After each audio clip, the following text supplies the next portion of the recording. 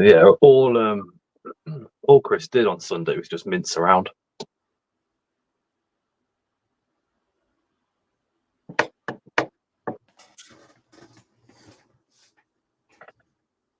Literally. It's a pain in the backside. You still there, Si? Yeah, I can't see anything. Okie dokie. We shall. There we go. Hopefully, that's all working. All good? Because he says nothing's come up on YouTube at all. Ah, there we go. Now it has. Now it has. If anybody needs me through the night, please message me on Facebook because the WhatsApp messages and stuff only pop up for about a half a second.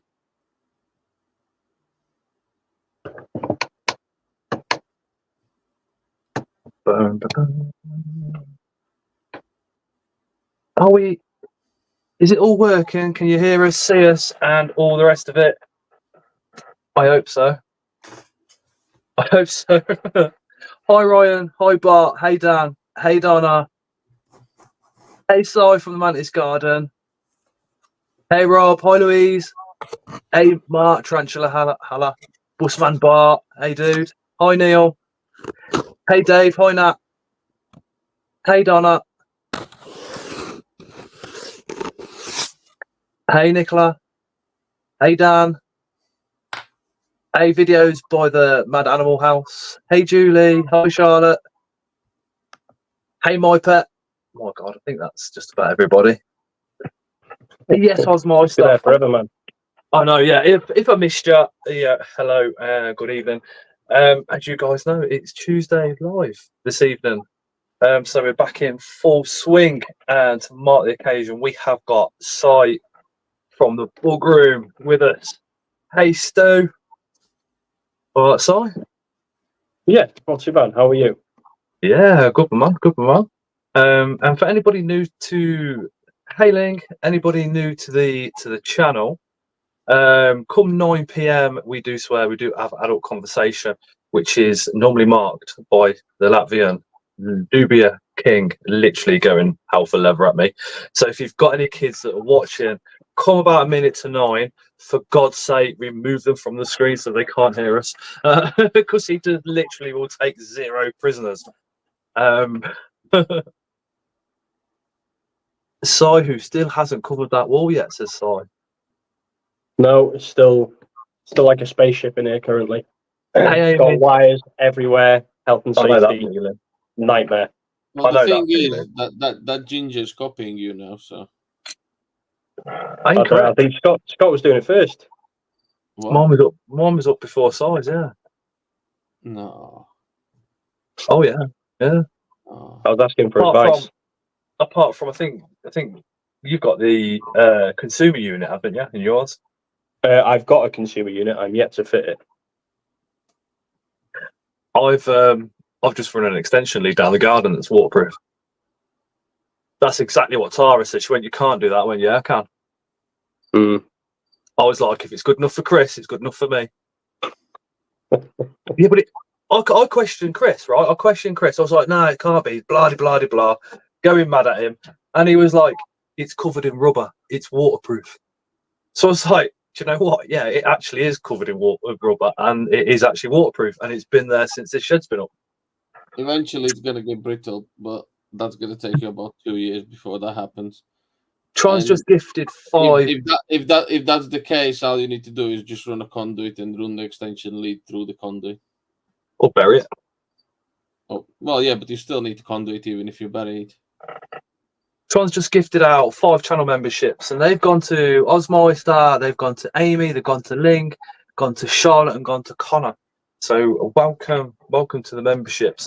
Any channel members, they get 15% off over at Spar Spiders. Tron, thank you very, very much. Appreciate that, man.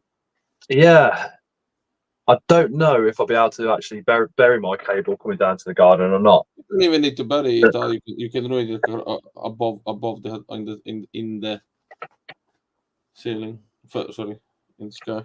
on the round conduit going across. You should be fine with round conduit because it's going to protect it against the elements a little bit, isn't it? And anything that I do here has got to be able to. I've got to be able to put it back to how it was almost instantly. That's the only thing. Well, that's what I said. If you just run a conduit on outside, even in just hanging in air, it'll be more than fine. And just put that cable through that conduit. I haven't done mine, and mine's been up for over a year. No issues at all. It's gonna take about 2-3 years before that wire starts deteriorating. And it's the sun more than what the other elements are, isn't it? On the actual rubber. I suppose if you could run it down the side of a wall where it's in the shade, it's going to last even longer. Like I said, well, the conduit costs nothing. You can go and buy 2.5 meter conduit for $5. Yeah, that's true. Couple of joins, and you're sorted. Yeah, and if you have to put the house back to the way it was, then all you're doing is unscrewing the conduit from the wall and unplugging an extension lead, don't you? Hey, Moon. It also requires an MCB on the other end, says Si. Yeah, yeah, we've got that, Si. Yeah, You got two of them, haven't you? Sorry, you got two of them, haven't you? Oh, 3, 4, 6. Yeah, I think me and Chris probably do the same thing. It's plugged in the house, and then it comes straight down the garden and into the shed. But to be fair, there's a heater that runs off it, 5-watt lights, and a laptop. But the laptop's only when I'm doing the lives, and I ain't had an issue yet. Yeah, the guy who had this house. I was expecting everything to go off when I said that. The guy who had this house before us, when he had the summer house, he was having all sorts in it, but just on like 1.5 mil cable. He had like a tumble dryer and an electric treadmill. And he's just like, "Oh yeah, I've had no issues." When I pointed out the wiring, he's like, "No issues." Don't know how the hell he was doing that then. I remember my nan's, well, not my nan's, my mate's nan's house, when they come to rewire that, it's all coal and that. It was the old twisted wire. It was only like 20 years ago. And we were like, how the hell has this not caught on fire? Because like, it just looked rusty. You can also get an RCD socket. That will work as well.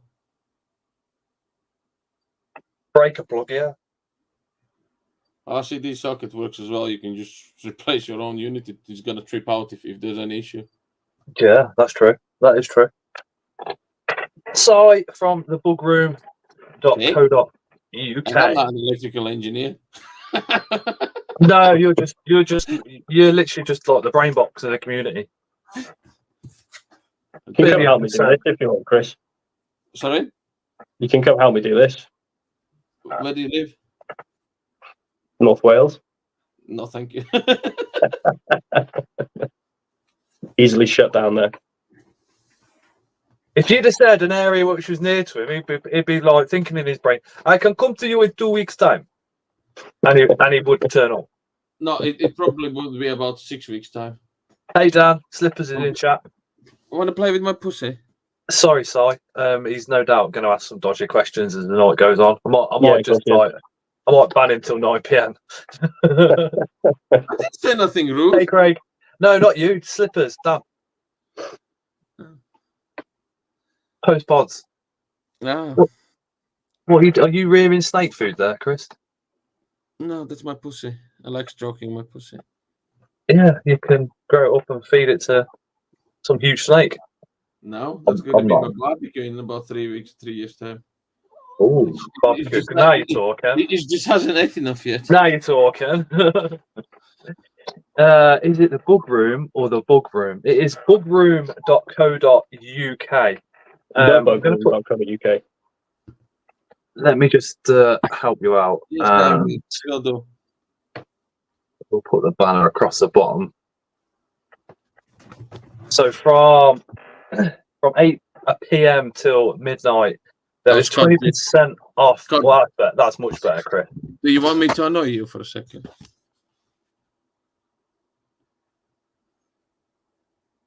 That's Venom by Jason. Original. I'm going to put it out there, right? Venom is one of the worst films that I've ever watched. I thought it was shockingly rubbish. Shockingly rubbish. And I've already got a picture of Jason, so that's original, mate. Okay, but it's still Venom.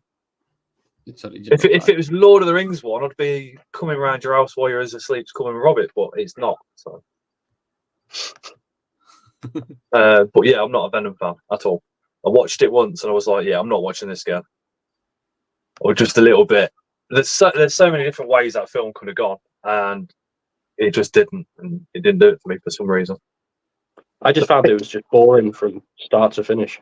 But having said all that, if you have a look at the quality of that picture and literally the hours that would have took, that's where the quality is. Jason, the Haunted Collector, is an amazing artist. Hey, Fugel. But anyway, bugroom.co.uk. The bugroom.co.uk. Bugroom. The bugroom. It's the Bugroom. It's the bugroom. The bugroom.co.uk. Yeah. What have I put? You put bugroom.co.uk. Oh my god, Chris, can you edit that your end? Which one? The tickler, so it says thebookroom.co.uk instead of Bugroom. Yeah, okay. This is why we have the Latvian brain box. Yeah, because somebody's. You can't say that yet. It's not 9 p.m. There we go. Osman's put it into chat. It's in the description, correct? Awesome. Is it thebookroom.co.uk? That's the one. I should know. I've been on there and ordered substrate. and then recently won a reverse auctions in the Micro Exotics WhatsApp chat for some red pandas, which they came today. I opened the box and I was like, oh my god, 2 seconds of filming, and Tara was like, oh, and I was like, oh, cheers.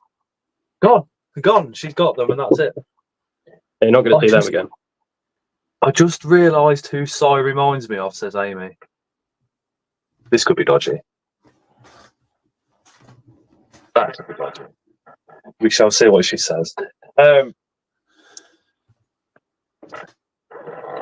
Xavier and X-Man. I see that. Now you said it, I see that. Maybe Chris can get a picture of Xavier and put it up on screen next to Sai in a little bit. Sai, obviously, yes. You didn't just go, bugs, the bugroom.co.uk. So how did you get into invert, and where did that all start? Yes, Craig. I've always been into kind of reptiles and that kind of thing. I've had them years and years from when I was a teenager. Then kind of got out of doing that kind of thing. And then just at the start of the pandemic, my partner, who is also part of the bug room, we both just kind of being inside all the time and that kind of thing. She got some African land snails. So we had them for a bit. And then she was just like, oh, I need something to go as like a cleanup crew. So we got some isopods to go in there, as long with some springtails. And then just kind of watching them grow, watching them breed in the tank. It was just like really fun. So we're like, oh, what other types of isopods can you get? So we had dairy cows to start with.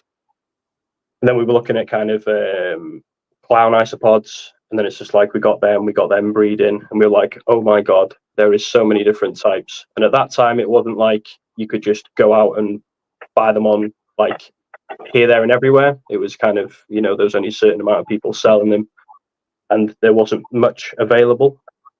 So we just started buying whatever we saw, whatever we liked, just started breeding them. And then it got to the point where we just had so many different types and so many babies of those types that we kept. We were like, let's see if we can get rid of some of these and just pass them on to other people in the hobby. And Gemma was saying to me at the time, she was just like, oh, there's no way people will buy these. Well, my theory is if we've paid for them, someone else is going to pay for them. So that's what we started doing. So everything that we sold, we just used the money to buy more different types of isopods. And that's exactly where the website started and where we are today. All the money that we make on the website just goes on buying more isopods. And it's just that kind of circle. We don't pull any of it out for ourselves. It just goes on the collection. Yeah, you and Dan need to speak to my wife about that. She's currently sitting on 50 Patchong Reds, and she's like, Yeah. I'm not selling any, and I'm like, Oh. but if you sell them, you can buy the ones that you want instead of going into my bank account. Yeah, I'm the same. Though I'm like an absolute hoarder. I won't start selling until we've got loads. And like I just like the feeling of kind of flipping over a piece of bark or anything like that, and just seeing like loads of them on there. It just kind of makes me feel great that whatever I've done in that container has really worked, and it's given me loads of baby isopods. So yeah, it's a great feeling, but it's a deep hole you fall into. She's got like 10 rubber ducky babies. I think she's got 3 or 4 Jupiter babies, and I'm like, oh my god! And she's like, yeah. And then that's it. The box is gone, and it's put back where it was. And I'm like, just let me get that back. I want to get the camera. She's like, no, we've disturbed them now. That's it. And she puts them back where they were. Yeah, that's it. And that's it. I'm not allowed to see them now for another week or 2 until she gets them back out, because she says you disturb them, they'll stop breeding. Yeah, but that's it with isopods. That the longer you can kind of leave them, obviously you've got to water them and feed them a little bit if you need to. But in between those times, best not disturb them at all. They do much better with just not being disturbed. Hers are all in the same room. That we've got a TV in there with the Xbox, and the boys go in there, they bang around, play around, and all sorts. Yeah, they're all still breeding. And I'll literally, she'll get them out, and she just sat there like, oh yeah, I've got a Jupiter baby. Look, puts the lid back on, puts them back, and I'm like, how have you done that with all this going on? And the room fluctuates between 20 to 20, say 20 to 24, depending if she's got the heating on or not. And I'm constantly thinking, you need that consistent temperature to get the isopods to breed and do this and do that. And she's like, no. And she's like, is it a consistent temperature in the wild? Is it? Yeah, that's it. As long as you stay in between those 2 endpoints, you're golden, really, aren't you? But yeah, I think they do well, like you're saying about the kids banging around and having the TV on and stuff like that. I don't think that's really too much of an issue. I think it's when you just kind of open the lid and start rooting through it, when they're in a position that they might be, getting ready to drop a brood or anything like that. If you start digging around, it can really upset them. But, I think just kind of lifting the lid off and having a look is generally fine. What do you reckon is your species of isopod that's kind of breeding the most for you currently? It's difficult to say, because they go through cycles of just dropping loads of babies. So one that we've got loads of currently is the Armadillidium maculatum yellows. So they're the zebras, but the yellow colour form of them. Just suddenly you just get loads of the females just drop at once, and they just cover everything. They're black and white stripes, aren't they? The maculatum, the normals are black and white stripes, but these are the ones yellow and black. Yeah. If my wife's watching and she starts banging on about the yellow one, so you're in trouble.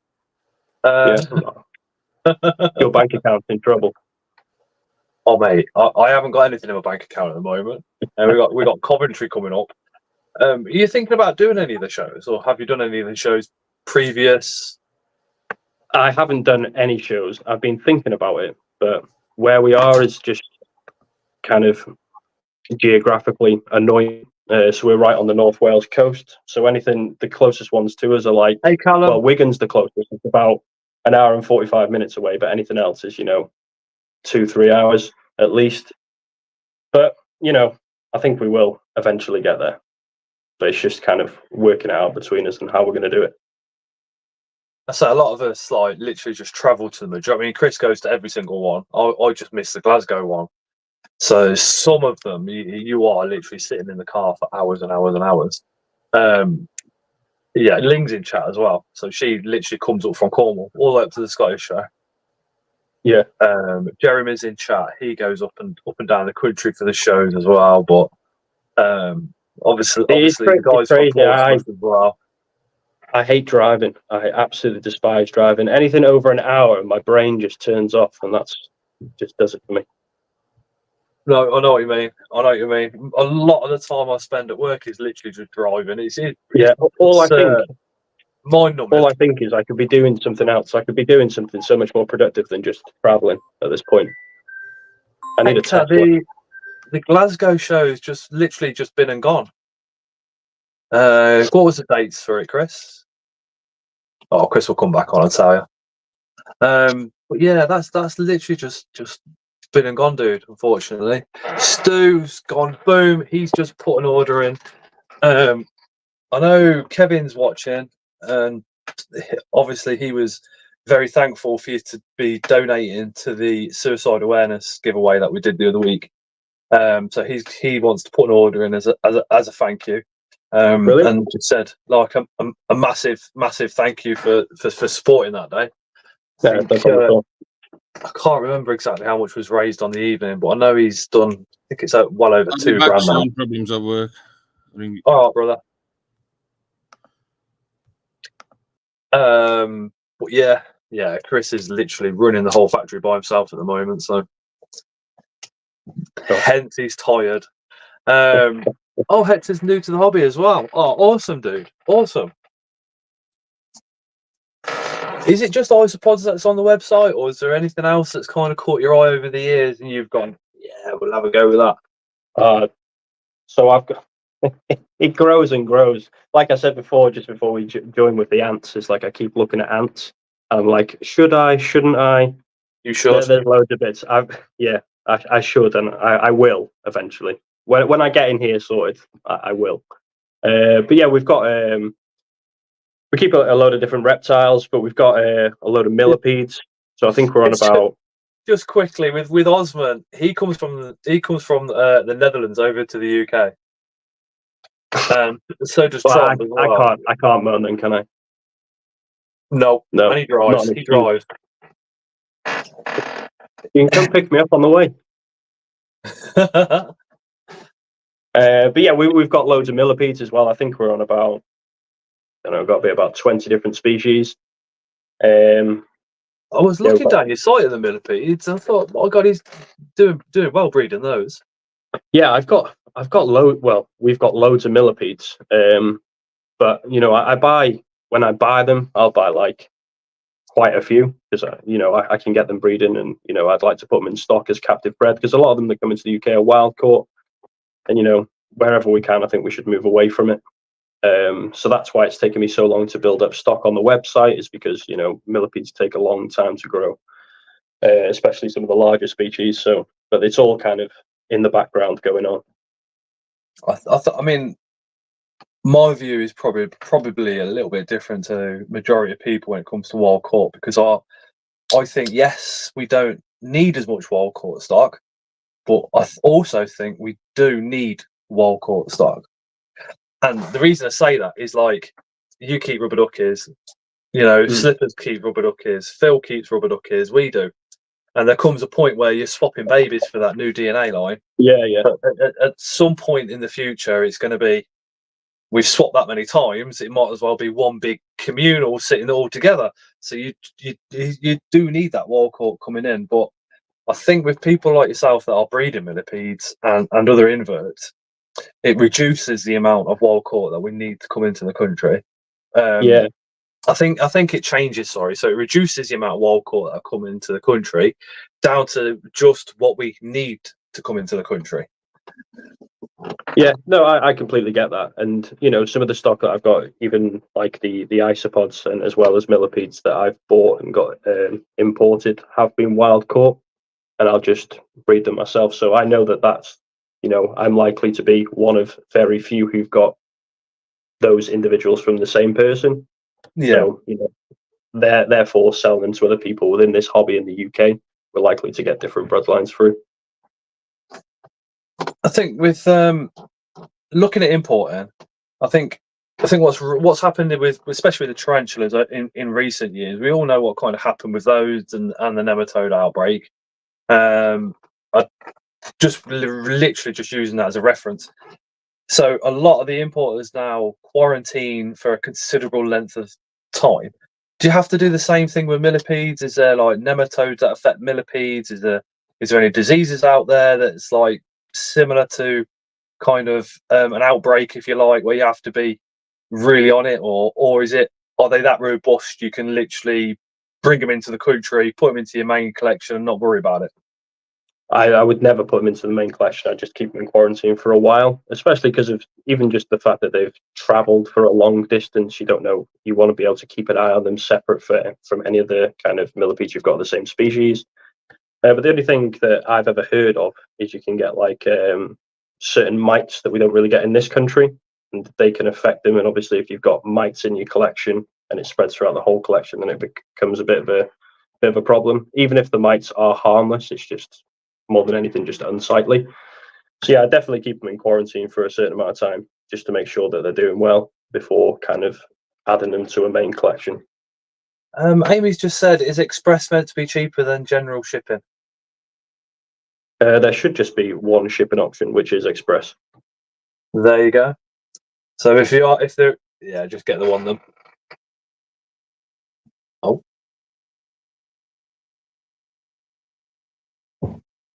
Boom, we'll take that off. Because I mean, with things like centipedes, especially along the legs, there is somebody in the comments will correct me because I'm not quite sure I got the name right, but I think it's mycosis. Is there anything like that can affect the millipedes? I have seen something like that, but it's not something that I've kind of personally dealt with at all. I can't remember, I was watching someone's YouTube channel and they had something where it looked like the legs were going like brittle. There we go. Thank you, Jezza. I'm glad he's it. Mycosis. I was almost there then. Very close. Very close. Hey, Anton. I think Amy said she sent you a screenshot of the shipping issue or non-issue. Okay, let me have a look. Apparently there is two options. Hey, Sally.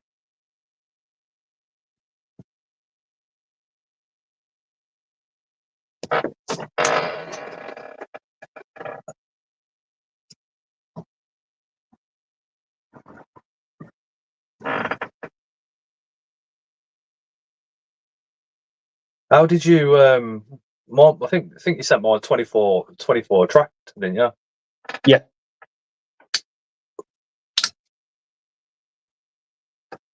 If there is two options, just click on the express. Yeah, it's cheaper than the standard for some reason.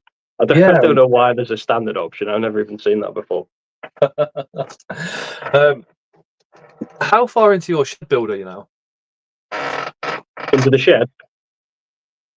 I have got one panel across the ceiling. Well, between two battens across the ceiling that I need to fill. Then that's all of the board up. And then I've got about 90% of the foil taping done. So how many times have you cut your fingers on that foil? Oh, you should see my hand. Oh, mate, mine's in shreds. The worst part was because I was trying to do it really fast. When I was putting the boards up, I was just using the Stanley knife. So, when I'm getting the angles, just using the Stanley knife to cut it through. And I was just holding the board in my hand and going like that with the Stanley knife. And 5 or 6 times just sliced straight across my hand. As you do. Never learned from doing it. I'm terrible. The only time I'm good with a knife is what I use it for at work. But the rest of the time, even peeling potatoes yesterday, I managed to cut myself there. I'm just absolutely useless half the time. But I mean, your tape is bloody sharp though. Oh yeah, really sharp.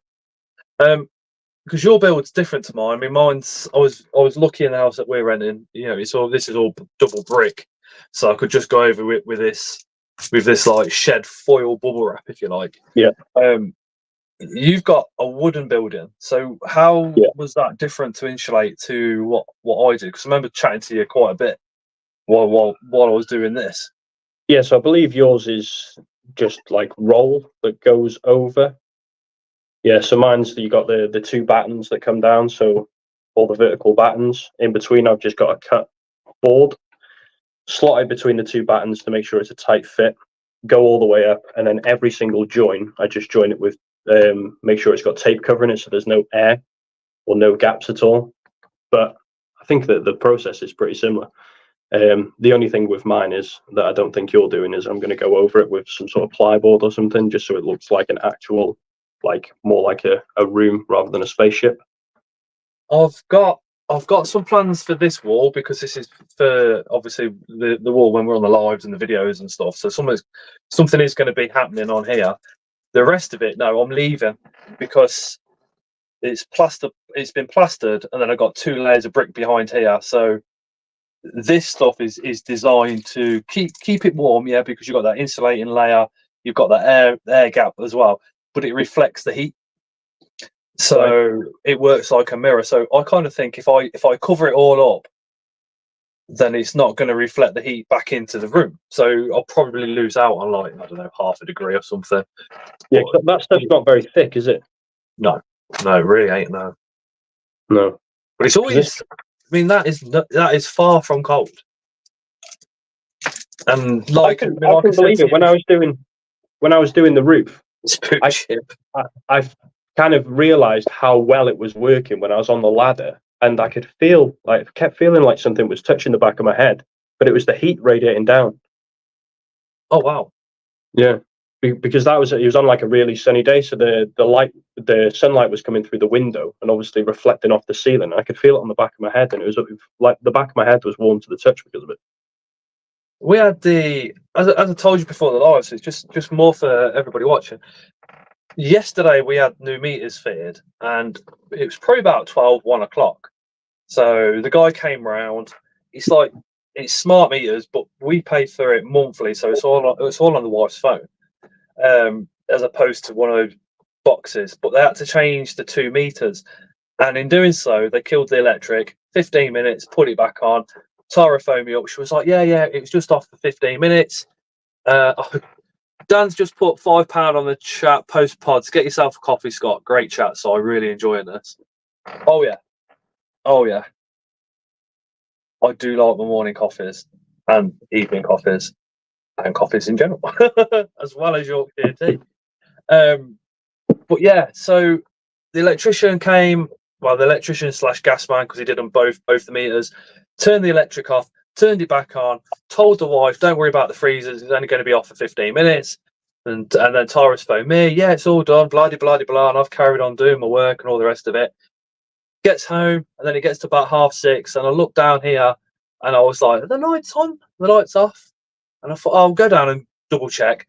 Open the door, the lights were on, the heater was off, because if the electric to this room gets turned off, then I have to reset the heater. And so I was like, "Oh my god, it's gone off. Here we go." So I reset the heater, and but I think it was around 12:30 in the afternoon. So from then till 6:30, it dropped from 26 to 20.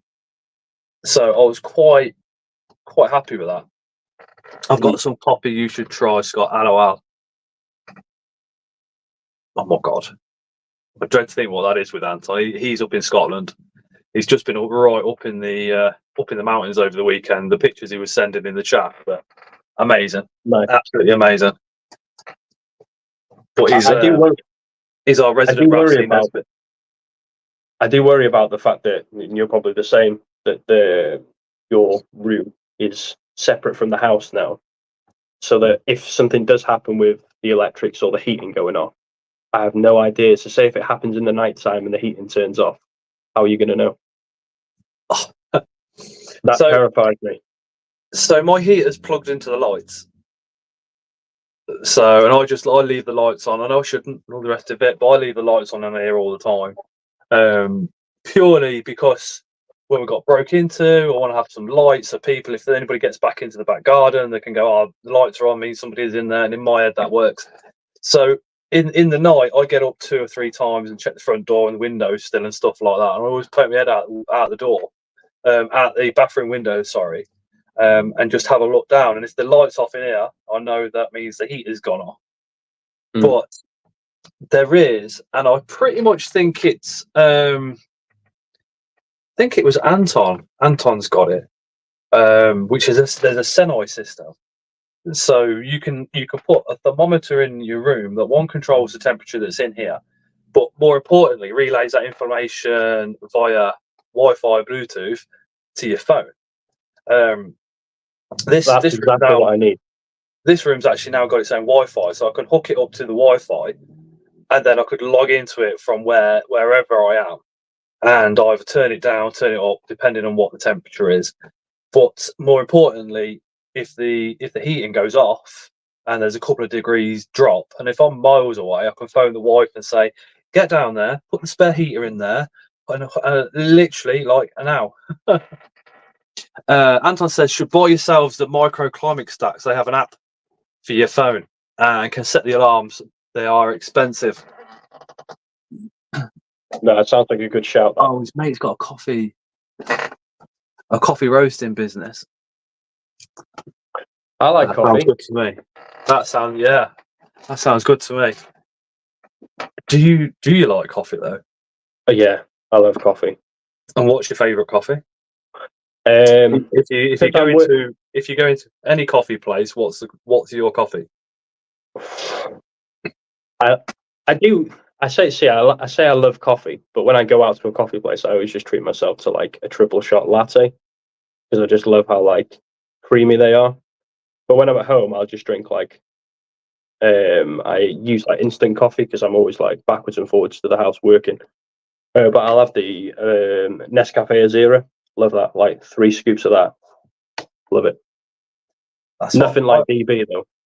Oh mate, DB 7 shots in an Americano. No, be in a coma. I'd feel like I was on crack again. My coffee of choice nowadays is what we call the Baxter, because it was Tim Baxter that introduced me to it, which is an Americano with pouring cream.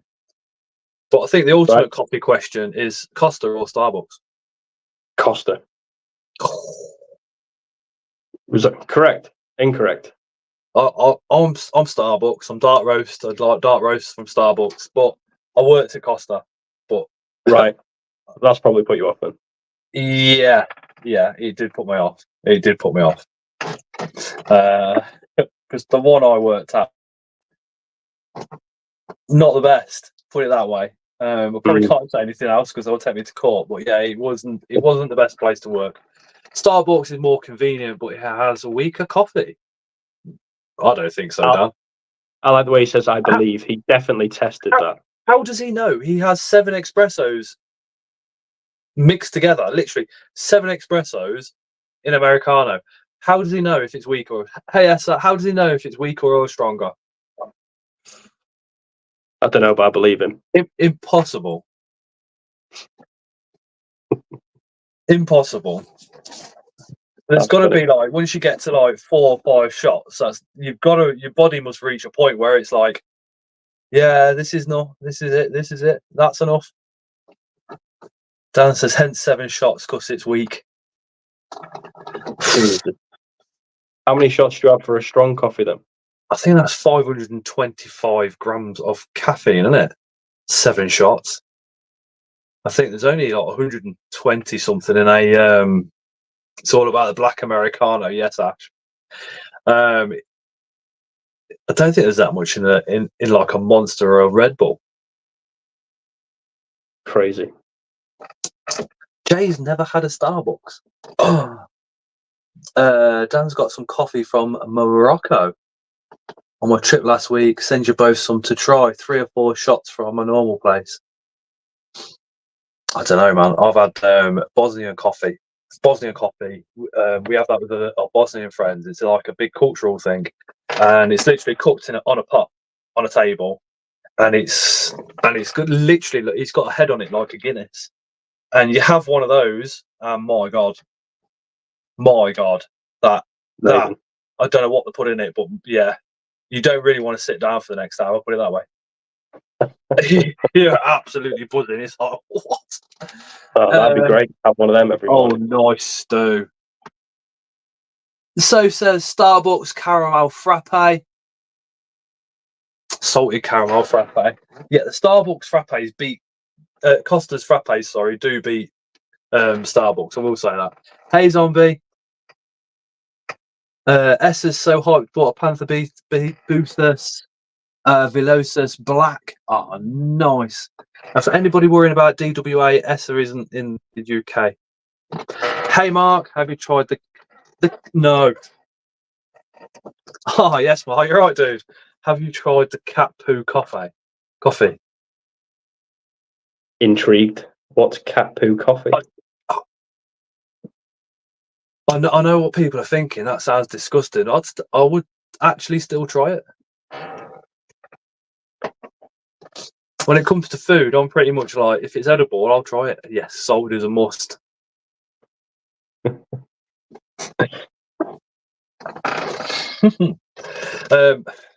Going back to the bug room, Si.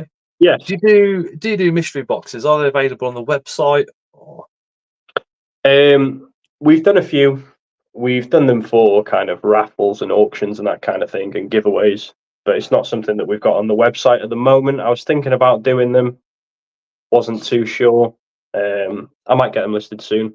We've done a couple on eBay as well. My partner, she handles kind of all the eBay side of things, and she comes up with these wacky ideas of things to put up. She sold a few mystery boxes on there, and they've gone down well. So I'm thinking in the near future I'll put them up. I'm not a massive fan of mystery boxes because I'm always worried about getting something that I've already got if I want something new. But I'm guessing with people with kind of smaller collections. Flipping love mystery boxes. Absolutely, that was epic, by the way. I do. I'm probably similar to everybody else that loves mystery boxes. If you get a double, then you've either got a chance of a male or a female, and then you've got two characters of the same species. So with spiders, I don't know. Let's say if you get one curly hair in a mystery box and another curly hair in another mystery box, you've then got two together. And you can see if they behave differently, if their behavioural traits are the same, or if they actually do kind of portray their own characteristics within the individual spider. So the spider would be characterised to the genus, but then have its own personal traits at the same time. And I've seen that. Yeah. I've seen that because spiders set up the same way. One can be chilled, one can be aggressive or defensive, one could be moving around a lot, one might web up. That type of stuff absolutely fascinates me, because especially when it comes to like care videos, because you always give all this information out, and you might have two or three of the same spider. Two of them are doing exactly what you said, and the third one's going, well, I don't want to live in a burrow. I want to be like semi-arboreal. And there's always eye-opening opportunities when you've got more than one of the same species. You can get a better feel for that, for what that spider's up to, you know? Yeah, I find that when you look at kind of care guides for any animal, I think you should always kind of a kind of open mind, just to kind of not go and be really prescriptive of kind of this is what you need to do for it. Just use it as a general guideline, because as you said, some animals have got different personalities to other ones, so they might not like, this guide says to keep them. So just kind of, always keep it open. You have got 7 minutes until we do swear. We do go into adult conversation. So if you've got any kids watching, please remove them a minute or two before 9 o'clock. The Latvian has disappeared for some work issues, but he could pop back in at 9 p.m. and just go absolutely crazy at me like he has done in the past. So please bear that in mind. Do you find from species to species when you're looking at your isopods, is there different behavioural traits, different characters? In a colony, can you see that? Let's say if you've got let's say you've got 50 maculatum, and one of them is that.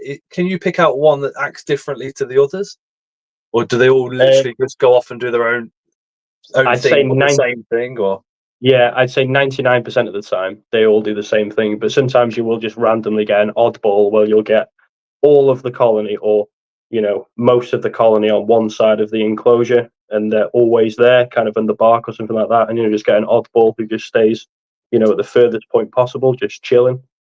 And I think that's always bizarre to see, but it's always seems to be the same one. So I don't know why that happens.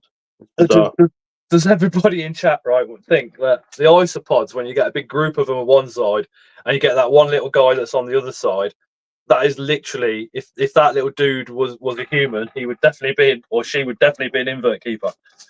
Oh, 100%. 100%. Because remember, this is no criticism of you at all. Oh shit, I've got a death head on my wall.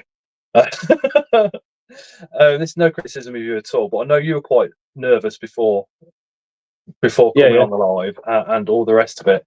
And I think that goes for quite a lot of us that keep inverts. I think a lot of us are kind of introverted until we're in a room full of people that are all mad for the same thing. Yeah, yeah, definitely. And I think it's almost like an outsider's hobby, isn't it?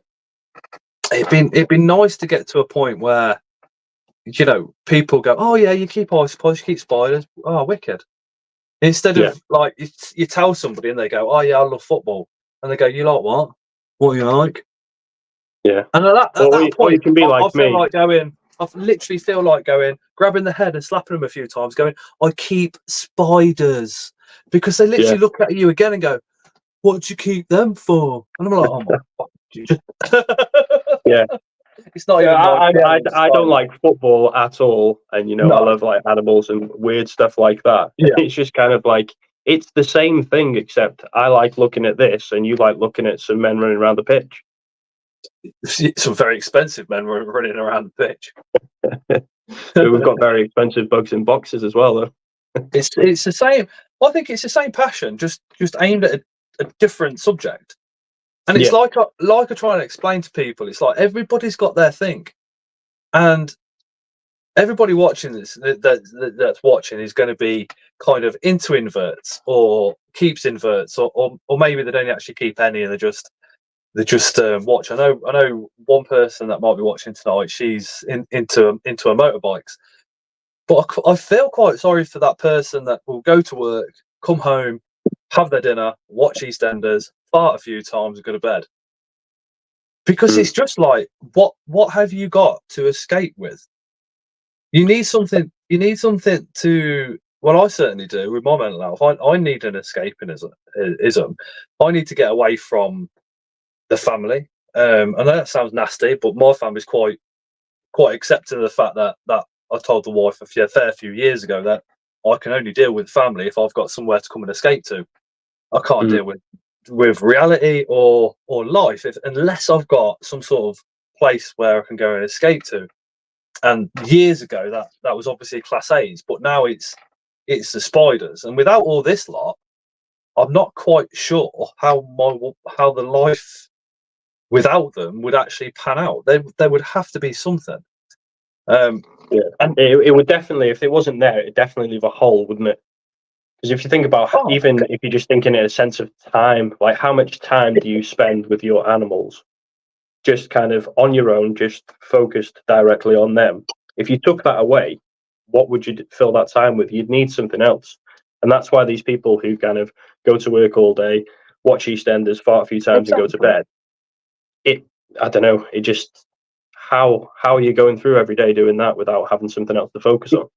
I mean, my parents are like a shining example. So they went to work all their lives. They're in the 70s now.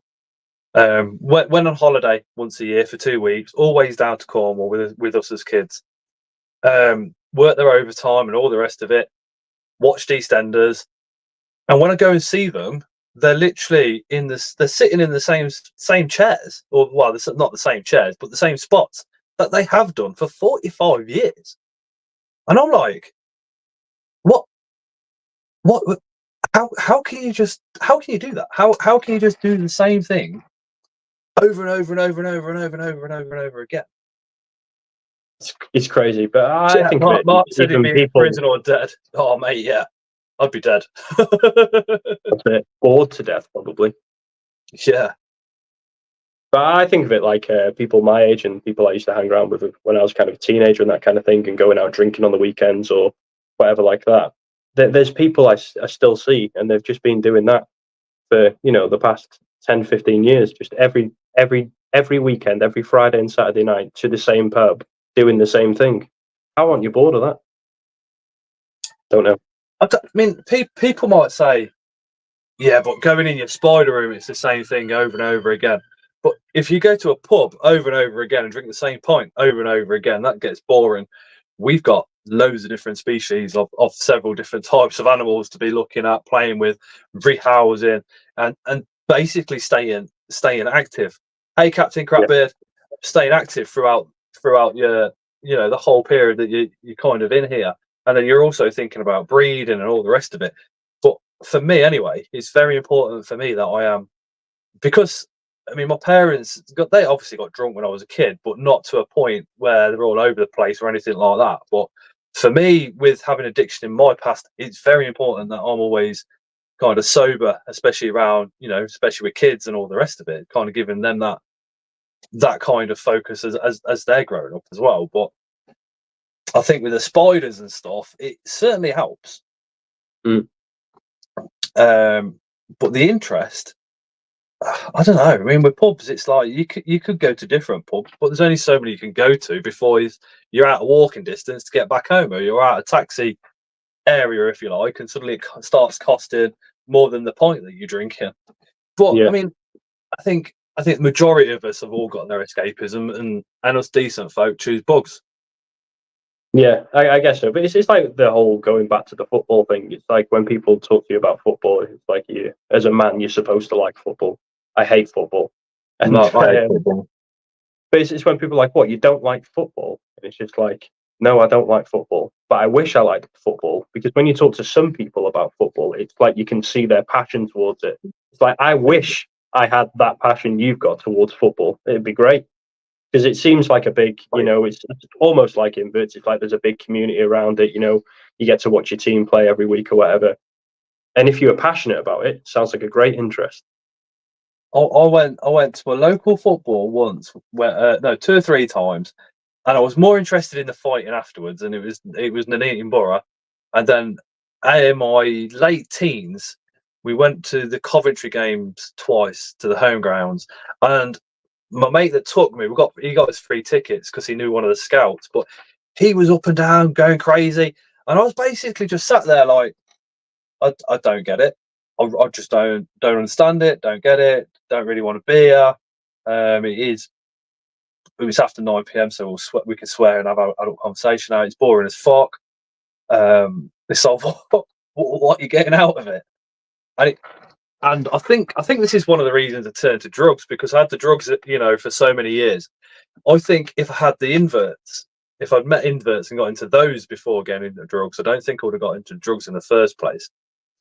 I think that part of my mind would have been, I would have had that coping mechanism, Yeah, but I bet at that time it's almost like there was something missing for you, and you just needed to attach to something. So you chose one thing when you could have chose something else, and it probably would have been better for you to choose inverts earlier. But you've got it now, and it's filled that void, hasn't it? And you've got something to focus on. You've got something to do, and it's a proper hobby and a big interest for you. I mean, focus wise, there's only 2 things I can focus on that, for more than 10 minutes. And literally, football is 90 minutes long. So after 10 minutes, I'm literally like, great. Now what? I think that's why I like the UFC so much, because it's 15 minutes and that's the fight finished. But work and the spiders, I can focus on for hours and hours and hours. Everything else, I mean, if I don't even know if the wife's watching, but if she is, she'll probably comment. But anything else, I'm literally, some of it can be 30 seconds, and I'm like, yeah, great, right. I'm on something else, or I'll be having a conversation about normal stuff, and I'll be, let's say, like I'll use coffee, so I'll be talking about coffee, and then as the wife answers me about coffee, I will literally start a conversation about another subject, like we've been talking about that subject all the way along, because that's also been in the back of my mind. But I find when I'm with the spiders, it's all about the spiders, all about the isopods, all about the millipedes. And when I'm at work, it's all about the work. It seems to be that's the only 2 areas of my life I seem to be able to focus on for long periods of time. Yeah, I'm like that. Just my attention is absolutely terrible. I'll start, if I'm doing like housework and that kind of thing, I'll start doing something for 5 minutes and just go, oh my God, I just want to die. It's so boring. And I'll just start doing something else for 5 minutes. And then I've just got 50 half done tasks around the house. I just can't do it at all. But, with certain things, I'm just on it. I can spend, hours doing something. But if I'm not interested in it, that's gone. I have actually got that Mad Animal House, as well as BPD and some other bits. But I think when Tara's like, "Oh, will you help me with the housework?" I'm like, "Yeah, of course I will." and then she'll come upstairs and she'll find like that I've got a load of stuff out of our bedroom to refold back up to put away. I've got the vacuum cleaner out, and I've vacuumed like half the bedroom, and then the bath's clean, but I haven't cleaned the rest of the bathroom. And literally, that's what I'm like. But with the spiders and work, it seems to be right. We'll start here, and there's a pattern, there's a structure, there's like a work order. But with the rest of the life, not a chance. Chaos, absolute chaos. For me, it works. For other people that are around me, it can be very frustrating. I suppose people would have saw it on Sunday if they come to the show. I'll kind of talk for a couple of minutes, and then my mind's literally like this, and it pulls me off somewhere else, or I'll freeze and I don't know what to say for a couple of seconds, or I'll be chatting to him about one thing, and then I'll flip it and talk about something else. The videos by the man lad Animal Madhouse is laughing because they do exactly the same. Fugel says same here. Mrs. getting annoyed how much I talk about the hobby. Classic So says, honestly, sounds like you're describing me, and I'm not diagnosed with anything, but I get so distracted all the time. The doctor many years ago diagnosed me with multiple things, but I like to say my name's Scott, and I'm a little bit weird. Then as soon as you accept the weird shit that you do, what I noticed was other people started accepting it. I had my ex; she didn't accept it, so I was like, okay, if you're not going to accept it, see you later. Tara accepts it, and I think that's probably why I married her, to be honest, because she just literally, I can be talking to her, and then my focus can disappear that much that I just get up mid-conversation and go and do something else.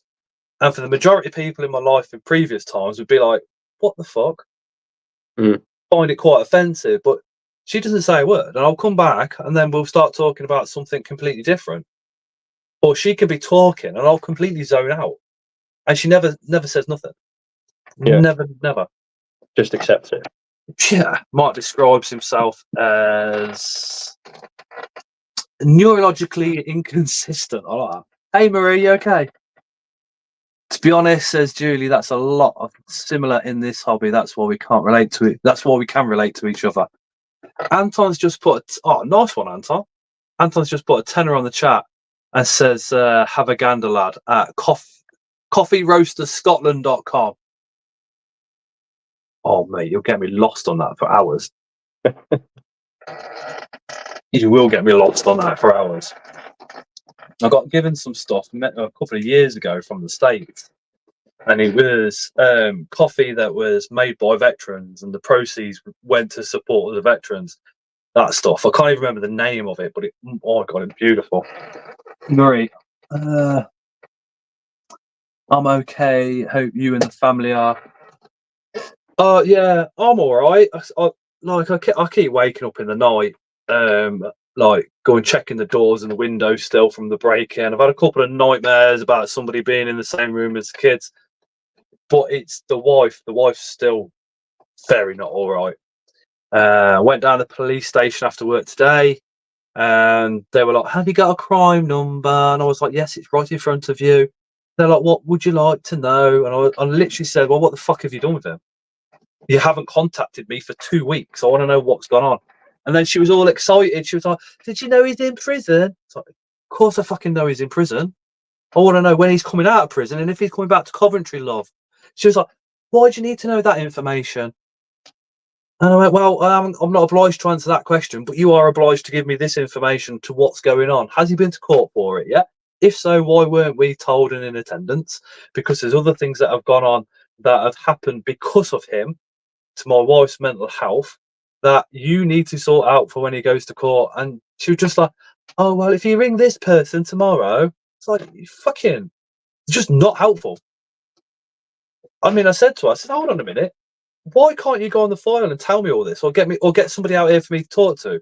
I work my bollocks off all day, and majority, a lot of my tax goes to paying for you lot to be doing your job to support me, and you're not doing it. And she was just like, oh well, you'll have to come back tomorrow. And I was like, fuck off. It just makes things so much of an effort that you just kind of, stop bothering, don't you? Stupid. Wow. That must have been a terrifying thing, though, because when I watched a video about kind of what happened, it was horrible. What it's done, I can't go into it too much because I'll end up crying or something or a little breakdown. But what they don't realise is I won't stop. That he's upset my wife that much that her mental health meds have had to be tripled. So if he does come out of prison and if he does come back to Coventry, and if I see him when I'm by myself without the wife and kids, I will probably shout at him. But that's the thing, though, because for the incident that happened, it's obvious that you and your partner are going to be scared of someone else being able to access the property again when he gets out of prison or whatever. So you need that information, don't you? You need to know, if and when. Well, I can't talk about everything because we're on a live. But what I will say is, I personally have things covered. But I mean, it's like we had one or two people like come up to the show and said, "Oh, I would have done the same thing." I mean, I'll tell you straight. I mean, I looked at him, and before I even opened my mouth, I thought, "I'm just gonna fucking end you." And then when I felt the wife literally on my back, because she literally was like here, and then immediately I looked at her, and I've never seen her get a phone out so quick, and she was literally 999. Is that the police? And like she said to me she said that wasn't to get him arrested, that was to stop you getting arrested. She went, because I know as soon as you heard that, you would not have done a thing because you would have then realised that, boom, But yeah, we'll change just subject back to what it should be. Osman says, "Can we see some animals?" Sorry, trying to lighten the mood. Yes, sir. Yeah. Si's got most of his collection in the house, and his house is private currently. He's got some bits in the shed, but not everything, as he is still currently doing it all up. But what we will do is have Si back on once the shed's finished and complete, and do like a full collection walk round. But in the meantime, over to Si. Yeah, we'll show you some bits. If you could, if you want to flip your camera so it goes through the back, or get some bits ready and set up. There should be 3 little buttons that you press, and you go into where it says camera settings, and it will say, "Yeah, oh yeah, front, back, rear camera." Front, back, yeah. And you can even put your hand behind the back of the camera and put it on and see if it's in a position that you want. Hey, Tony. Cool.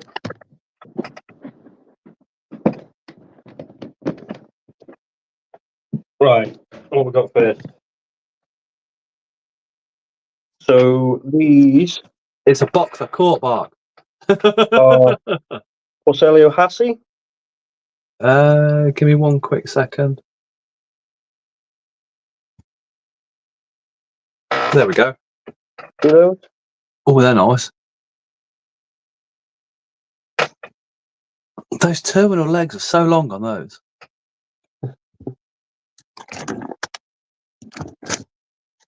Yeah, they are lovely. Prefer it much drier than a lot of species. Fugle says lovely bright colours. Mad Mank's got some. Are they a cousin to the Boliviaria? No, they're in the same genus. Ah. They've got similar body shapes. Yeah, very cool. Are these on the website currently? I believe so. If they're not in stock, I can pop them back in stock. Soph says, would those be good for a bioactive enclosure for crested geckos? No, because the humidity will be too high in your crested gecko enclosure for them. I should imagine they would be crested gecko dinner. They would be crested gecko dinner, but all isopods would be crested gecko dinner. So I'd go for something cheap that handles high humidity well. Like a tropical orange, or Yeah, anything from the kind of the powder oranges, the powder blues, that kind of thing would be perfect. I've got some gargoyle geckos where I'm using Nesadillo Shiros as a cleanup crew, just for something different. They seem to be doing well. Just for people watching, is there anything out of stock on the website which we might possibly have a few of? Just in case anybody goes on the website, checks it out, and goes, they're out of stock. Maybe, but if you ping me a message afterwards, I can put them back in stock. I need to have the website properly to see what I've got stock of. It's very hard to keep on top of what isopods you have and haven't got. We just change this camera for a second because it's mirrored and it's doing my head in. Yeah, no worries. So for anybody watching, if you've gone on the website and there's maybe a few there that you think, oh, they're out of stock, pop up to where OC Tarantulas has put the links in. That is the bug room over on Facebook. Also the YouTube link and his Instagram link. So pop over to his Instagram or YouTube, drop Si a message, and if it's out of stock, maybe you can put a few on there for you. And this discount code is Scott's Invert, and that's 20% off. While the stream's on this evening, that 20% discount code will work all the way up until midnight tonight. Oh, Connor Wallace says they've got some mixed zebras in with the gargoyle, and they're currently exploding. Nice. They'll do really well. They'll find little pockets and they'll just breed in there. Zebras are pretty good at kind of acclimatizing to different environments. Some people call these posh dairy cows. What species are those? Nesadillo Shiros. They're really, really active, really prolific. Fantastic. They're definitely one of my favourites. Really, really nice.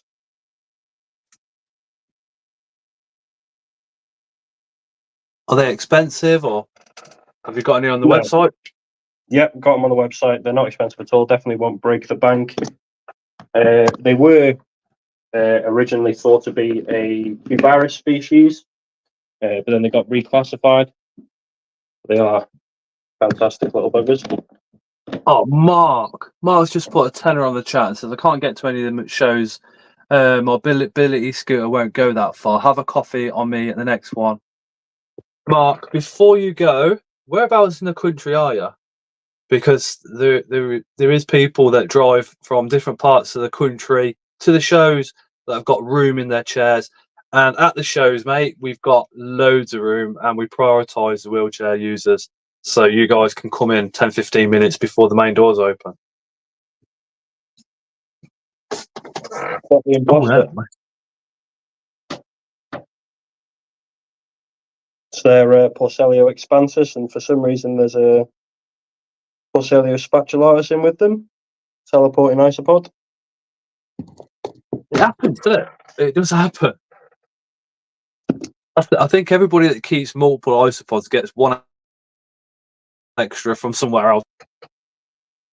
Oh yeah, I think the biggest issue is it comes from when you're going through the bins. I think you get one on your hand when it's tiny, and then it just kind of teleports into the other one. There we go.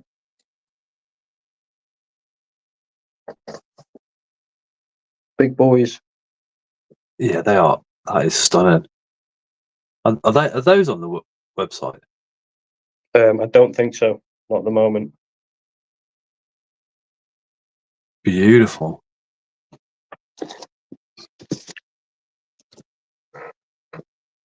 Hey Jade, I'm not sure whether to go to the Coventry show. I want some 5 millipedes for my daughter.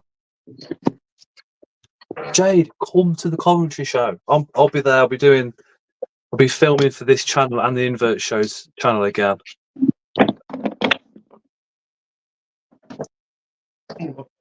What we got here?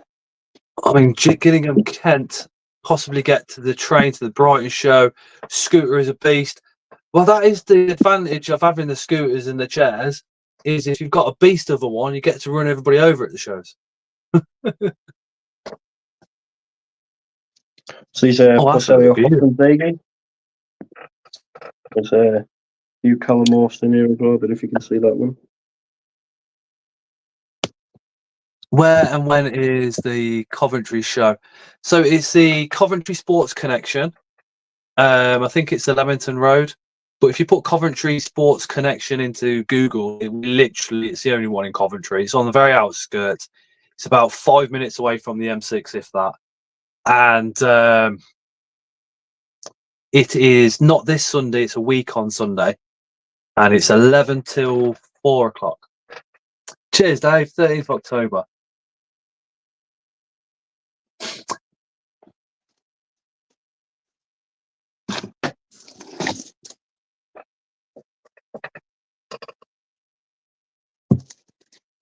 God, there's no. Sophie, I can put I can put the details up on YouTube for you if you want.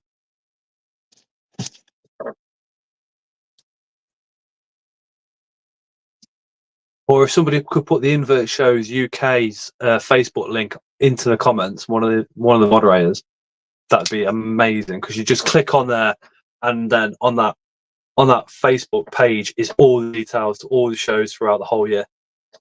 And as you guys know, I work quite closely with Lee and Luke and Nick that organise the shows. And for 2025, it's going up another level. So the show venues in general went up another level this year.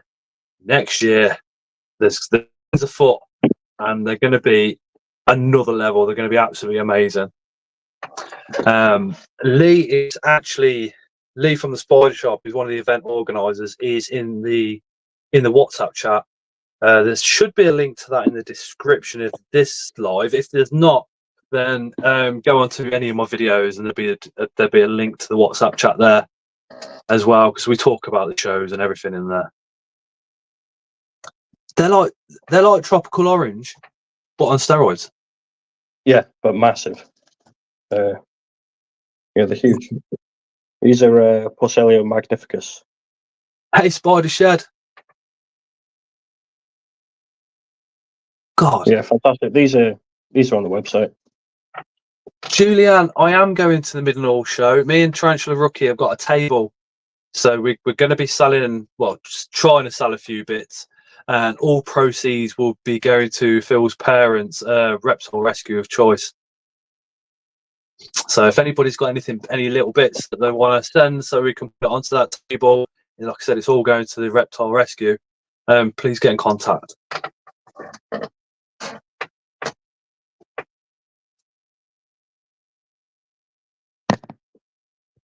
Are they all generally ground dwellers? No. Well, yes and no. Some of them are thought to be semi-arboreal, so you get some of the manure. Yeah, millennials are supposed to be. Yeah, they. I've got them in. Sorry. And then, aren't the Hoffman Sagas supposed to be semi-arboreal? Don't they? They hang upside down to molt, if I remember right. It disappeared. Hopefully, Si will rejoin us very shortly. When you join a live, and this is Si's first one, and I think he's doing absolutely fantastic.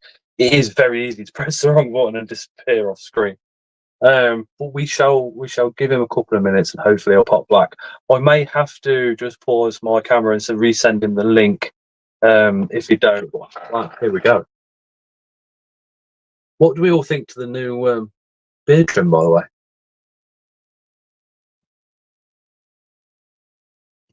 At the stage. Oh. Let's go to layout.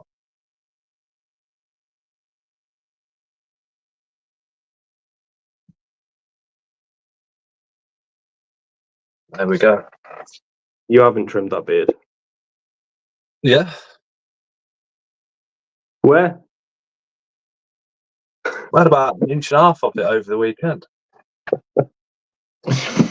It got to the stage where I was growing it, and I thought I'll grow it a little bit more outwards, But to be honest, I looked like a dick. So when I went to the hairdressers, I just thought, yeah, take a load off. So they did. Literally took a ton off the sides and that. Cut the hair, and it was wicked on Sunday. And then come Monday, because they'd shaved all this bit and the weather had changed, it kind of all my face here has gone red and dry. So I'm like piling on the moisturiser like it's going out of fashion. That's a nightmare. I don't know how you keep it that long. It's easy. The only annoying part is the summertime because it can get a bit sweaty under your neck. But apart from that, it's wicked. I couldn't handle it. I hate it if I put a coat on. Like if I grow my beard out, if I put a coat on, I get my beard caught in it. I hate that. Stu, heard of him Sunday evening. He was on the live stream. But I've not spoke to him since. Nearly as good as mine, Scott, says Tony.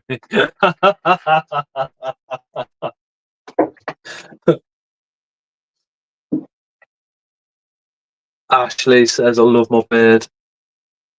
So if you were like just chilling in the background watching this and you wasn't the bug room and you went, oh fuck, 20% off, what would be the first species on that list that you would actually get yourself? If I didn't have anything. If you didn't have anything, but you got the same knowledge. Right, okay. I would definitely get the Nesadillo just because of how active they are. Just an amazing species to keep, often overlooked. And most often overlooked by a lot of the Cubaris species because they look very similar, but they are out and about a lot more. Then I definitely get, as I showed before, the Magnificus, just because of how kind of colossally large they are and just how cool they are to keep. They like it a lot drier than most species, but they grow to a really decent size, which is really rewarding watching them grow from absolutely, tiny little pinhead cricket size to big giants. And then I don't know. I like the classics, like the maculatums, the zebras, and also the klugis. So the Armadillium klugi Montenegro, so the clowns, just because they've got stunning colours. They breed really, really well, and they're great for, as whoever it was said before, putting them into bioactive tanks, having something to look at that look amazing while you're kind of viewing or observing your reptiles. I like the bioactives because, or live planted, because you've got your reptile or your spider off doing its own thing, and then as you look around the enclosure, you've got your isopods down the bottom, and they're all moving around and they're doing their own thing as well. I think that's pretty damn cool. Yeah, it's really good. I've just recently got some vampire crabs, so I've made a planted tank for them.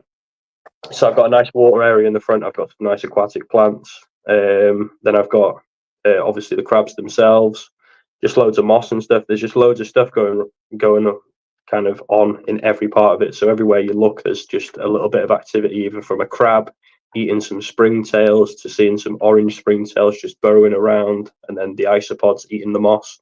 It's just great. You just look at all the little kind of microclimates in there. Awesome. You do realise that next time you're on, people are going to say, I want to see the crabs and I want to see this species that you mentioned and that species that you mentioned. You can. When it's finished in here, it's going to be amazing.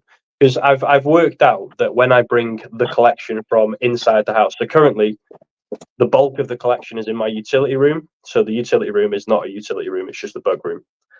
And then it's just travelled its way across the house now. So my dining room and my living room is just stacked with boxes. So me and my missus just want to get it out. So as soon as we get it all in here, we've got enough space in here. We reckon we're probably only going to fill about a third of it. So then I've just got loads more to play with. Because in here, as I was saying to you a while ago, Scott, it's really high in here. Like the ceiling in here is higher than the ceilings in my house, and I'm going to rack it to the ceiling. So it's going to be epic. I'm going to have loads of crabs. I don't know, man. I don't know what's next for now to get. Probably just more spiders. All the isopods are in the house because Tara won't let them come in here. They're all in their little spot, and that's it. And yeah. But I've got a lot to be thankful to isopods for, actually, because the wife, she's not really into the spiders at all. She don't mind jumping spiders and stuff, and she'll come down here for about 3 minutes and then fuck off. And I like it that way, you know, because this is my little space.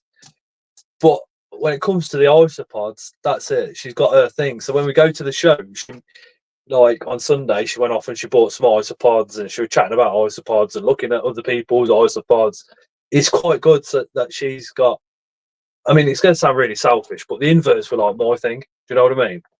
Yeah. But to have her having our own little space with her own set of inverts as well now is pretty damn cool. To be fair, like I said before, when we first started doing this when lockdown first started and everything, I've basically adopted this from my missus because she had the land snails that kind of restarted it all for us. So yeah, if we ever get too many isopods and stuff like that, she's to blame. Would you recommend isopods for a 4-foot skink viv? Depends on what kind of skink it is. If it's something that's kind of kept in drier conditions, I'd go with something like Porcellio scaba, something like that. That's cheap because your skink will snack on it, and they also breed really, really well. So if you've got a layer of leaf litter in there, the isopods will stay under the leaf litter as long as your skink doesn't hunt them. They'll breed readily under there. They'll come out for food and clean up your skink's mess. If it's a skink that lives in more of a humid environment, then you probably best go in, as Scott said before, with something like the tropical oranges or the tropical blues. I never like to point people at expensive isopods if they're going in a reptile tank, just in case they take my advice and buy something that's going to cost them 150 quid for 5, and then they just get nommed. Oh, no.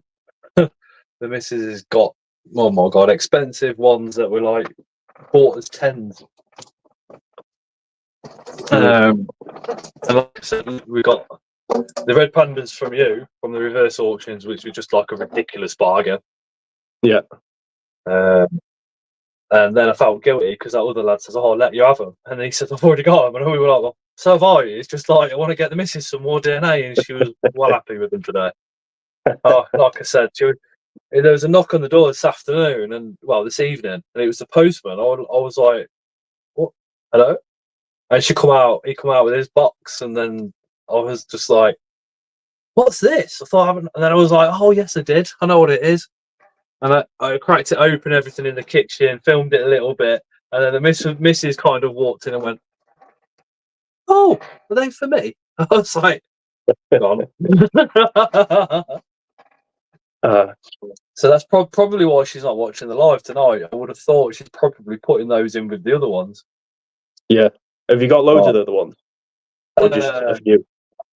I think she started off with 5 or 10 of them. She may have a few babies. I don't know. Yeah. They breed really, really well. You'll end up with bloody hundreds.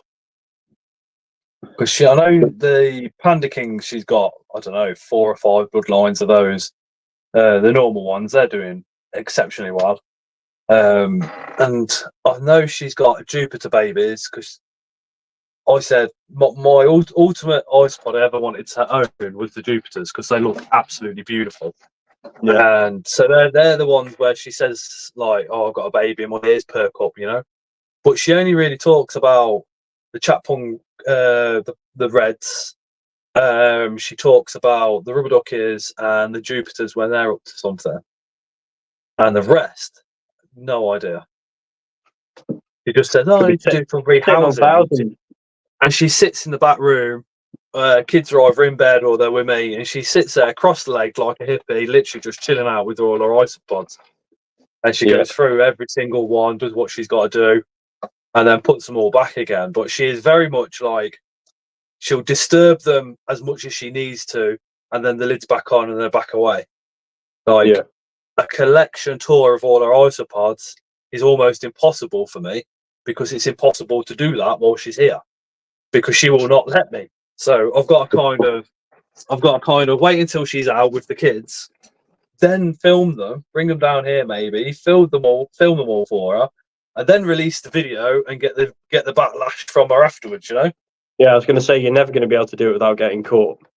Oh no, of course not. But I'll take the flat for it. I'll just have to wait. Hey, Brock, you okay? Again, Scott's inverts from all the way up until midnight gets you 20% off the bugroom.co.uk. Oh, I'm always in trouble with Zara for something. Well, all you can do is if you buy some more isopods, gift them to her, and then make your video. Pretty much. Payment. Well, when she took the red pandas off me, I was like, that must mean I'm in your good books. And she just laughed. She went, no. Literally like, no. Amazing. Oh, I just want to say I didn't take any pictures. Thank you to everyone so far who's ordered on the website. My phone keeps pinging. What I will say to anybody that's going on Si's website, his substrates are another level. I ordered the substrates. The majority of the wife's isopods are on his substrates. Sorry. The rubber duckies are breeding on them. The patchungs have bred like fucking hell. Well, she started off with 6, and now she's got about 50 in the space of about 6 months. And the Jupiters have had a couple of babies all on those substrates. So we are very, very impressed. And I've also started keeping a couple of the beetle larvae in size substrates as well. And literally after a week, I go back and there's pellets all over the place, and there's hardly any substrate left. So the beetle larvae obviously absolutely love it. Brilliant. Yeah, they nail it. It's the same with millipedes as well. Millipedes will just go through it like nothing. But yeah, it's. I only started selling it because I was doing kind of making big batches of it for myself, and I thought if I just increase the batch size, then everyone else can have it. Because I understand that all the materials required to make a substrate that's kind of nutrient dense like that, it takes up a lot of space, and you have to put your hand in your pocket. But being able to buy it kind of readily available. I mean, I could go out, collect the same stuff you have, put it all together, and go, yeah, brilliant, job done. The problem for me is I live in Coventry City, and it is a city. Most of it is covered in absolute fucking filth. The canal was like there's always like a slick of oil going down the canal before and after barges, and a lot of the countryside isn't countryside; it's farming. So you've got the runoff from the fields, which is normally like pesticides and all the other shit that they spray on our foods. So for me to go out and get it and then put it in with the isopods, how many of those isopods would be alive a week after? It is probably up for debate. Whereas with somebody like yourself up in North Wales, 5 minutes and you're literally away from every fucker, away from industry and everything, and you can collect everything that you need quite happily without worrying about it. The good thing for me about it as well is like my 2 main hobbies are inverts and hiking. Love hiking, so I'm always out in the woods and stuff anyway. Hiking every time like I talk about you or try and talk to you, you're always in the fucking gym. You got to flex the guns. You got to flex the guns. not flexing the guns. Come on, Si, you can do it. Absolutely not. So there they are. Look at them bad boys. No, I love. I go out to the woods. Definitely better than slippers. Slippers got nothing on me. So I go out to the woods with my dog like every day, and when we're running low of leaf litter and that kind of thing, I can just scoop some up from my backpack, get it home, get it baked, and then just throw it in a pile, put it in the substrate. So yeah, it is good, and it's it's really good for me to go outside and just kind of get some fresh air as well, and I can call it kind of work. Yeah, it is work. How much? Because sometimes I have to go out and do it. I mean, for a lot of people, I mean, especially myself, like when I first started, I was like, oh, so isopods for substrate is just a load of leaf litter with a bit of soil. You just pick it up, put it in a bag, and you're done. What's the thought process when you go out? Are you looking for particular things that you need to put into it? Is there a certain like percentage that you go by, like 25% white wood, or do you literally go, that's enough? That's enough. I couldn't tell you in percentages, but I could tell you in buckets. So I measure everything in buckets. So when I go out, so my substrates, it's based on just normal topsoil. So I'll just I go to my local garden centre and just get their own brand of topsoil.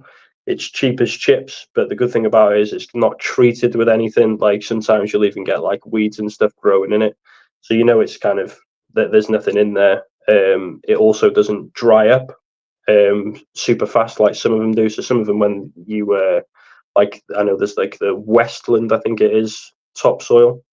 So if you leave that for a while, it dries up, and you literally, if you spray it, it just never retains moisture afterwards. So I found that this topsoil works really well. The next thing you need is leaves. So that's when I go to the woods. All I'm looking for really is Jay, check his website. So not. Oh, sorry. They've just said that I've been buying it on eBay, but it does get pricey for leaves. Go on the bugroom.co.uk and just make use of that discount code. Yeah, definitely. Just buy leaves from there. Don't make me pay any eBay fees, please. Exactly. So yeah, when I'm looking for leaves, I'm not looking for the top layer of leaf litter that's dropped from hardwood trees. I'm looking for something that's underneath, so it's already started decomposing. So I'll usually scrape the top layer off, and I'll scoop up some of the bottom layer. Then I'll usually bring it home, leave it to dry for a couple of days, because usually it's a little bit damp. Leave it to dry for a couple of days, and then I'll pop it in the oven for about half an hour, so it's kind of dried out really well. I know there's no kind of hitchhikers or anything on it. Then I'll put that in the topsoil. Then I'll use some sort of live moss. So I always also go out and collect that. So any moss will do. I usually soak that for 2 days before I introduce it to anything, just to get rid of those hitchhikers again. Pop that in, and then I buy worm casting, charcoal, and also I use either oyster flour or oyster grit as a calcium source in the substrate as well. And then the hardest thing I find to make the substrate with is to get the white rotten wood, because it's hard to get white rotten wood in bulk when you go into pretty much the same place every time, because you don't stumble across it all the time. You can buy it, and everybody takes piss out of me for this, but it's mushroom blocks. So spent wood. But it smells like absolutely amazing, but it is pricey for what it is. But that's something that I noticed for your bags was literally that like almost like a sweet earthy smell. It was really pleasant, because sometimes you can buy a substrate and it smells like rotten. It does smell like bad rotten stuff. That smell is the same smell as if you've ever been to like a hardwood forest in the rain. That's what it smells like, and it's the smell of the fungus that makes the white rotten wood. It's really nice. I love it. I do. Yeah, it is nice. Not that I go sniffing bags of substrate all the time, but it is nice. I'm pretty privileged with work because I go all over the place. So sometimes you're driving through countryside and you think, I need to do a little boy stop. So you wandering like 2 foot into the forest, and you get that kind of that same smell coming across. I absolutely love it. I do. Yeah, I love that smell. Well, it just it's almost like a nostalgic smell for me. It reminds me of being a kid and walking through the woods. Out in the woods. Yeah, love it. Covered in dirt, and now I get to do it in my 30s. But I mean, like I said, just going back to the fact that where you live and where you can just go off into the mountains and get it all from, it's very much privileged, because, like I said, I suppose I could stop when I'm going from one job to another and start collecting it, but I'll probably get a phone call like, why is the van stopped? Do you know what I mean? Why am I not getting to the next job quicker doing the breakdowns? But I think having people that can go off absolutely into the wild, miles away from civilization, to collect these things and to bring it back to us is absolutely amazing. It's very handy. it must be a difficult job as well. You know, going Oh, for a it walk is. into the woods with nobody It- around, just the dog. That must Yeah, be horrible to do. it is hard, very hard. But you know, someone's got to do it, haven't they? That is true. And so, apart from kind of finishing off the shed, moving everything into there, you got any other plans for the bug room? Not any major plans, to be honest. I just keep growing the collection, being able to kind of, you know, breed some more species, get the numbers up and offer them to everyone else, really. There's a few different things that we've got our eyes on, a few new species, but yeah, just carry on doing what we're doing, really. We're enjoying it. We're at a point where we can kind of handle the amount of orders that are coming in just about. So it used to be, we used to get scared on like a Monday when we used to have like 6 or 7 parcels to pack, because I work full time as well. So it's just kind of, I've got to do that in between doing things. But like yesterday, there was like 35 parcels that we had to get ready, and it just becomes Oh, like, awesome. you know, a real job. But you know, at this point, we can handle it, which is good. But I mean, well, the daytime job's always got to come first, doesn't it? Yeah, That's that pays the bills. pays the bills. Yeah, it's Yeah, as I said earlier, the bug room literally just pays for itself. Doesn't, you know, I don't take anything from it. Everything just goes on something new. So what do you you know, what's your normal job, if you don't mind me asking? I'm a business development manager for a manufacturing company. Is that literally just like marketing? It's kind of sales and marketing. Yeah, Ah, awesome. yeah. Awesome. So yeah, that's the 9 to 5. Good. So it's nothing like the bug room at all. Do they do anything with hydraulic hoses? No. I can get you a good discount. That's a shame. But yeah, it's one of them, isn't it? The day job's got to come first. But you know, doing this on the Yeah. side, it's just good fun. Great. And you know, the whole community side of things as well is really good. Oh, the community is just, it comes into its own when one person has got something going on and suddenly everybody comes along just to give you like a little push in the right direction, or to pull you up on bullshit, maybe whatever it is. The community is just mind-blowingly amazing. Yeah, it is. It is weird because I've been a part of, you know, like social media groups and that kind of thing in the past, things outside of like, you know, animals and things like that. And it's always, there's been a small sense of community, but nothing like the invert community is. It's just, it's crazy. I found the invert community that there's a little bit of drama, but whenever you put a group of people together, there's always going to be that little bit of drama. Yeah. But it never seems to be like serious drama all the time, like with a lot of the other hobby groups. You know what I mean? And it normally gets sorted out pretty damn quickly as well. I find the invert community to be the most supportive group of people out there. You know, I think definitely. if let's say if you put a call out there and said, look, you know, I want to get my Google page up and running, and would everybody kindly go over and put a positive comment on there? Everybody would. You know, Yeah. it's just one of those communities that's just so positive and so positive in helping each other. It really is amazing. That's it, isn't it? And I think it's all also a really accepting community. So like we were saying before about football and spiders, you know, if you tell a football fan that you're into spiders, they're just like, what? But if you go to someone who, you know, keeps millipedes and you start talking to them about your tarantula collection, even if they don't like tarantulas at all, they would be really interested in them.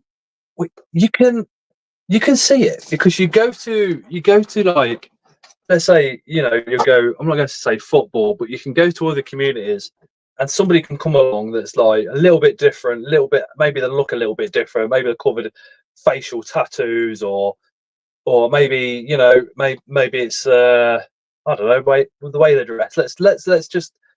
Let's say if I wore a dress and went to a certain place, they'd all be like looking down at you and all the rest of it and taking a piss. The invert community just put their arms out and say, yeah, come on. Yeah, It does definitely. not matter. does not matter. It, like you said, it just seems to be the most accepted place on earth. Yeah, I mean, definitely. it must be because I'm in it. You know what I mean? They all accepted me, so it's got to be. But yeah, and you know, everyone seems a little bit quirky in the invert community as well, which is nice. It's not no two people are the same in this community.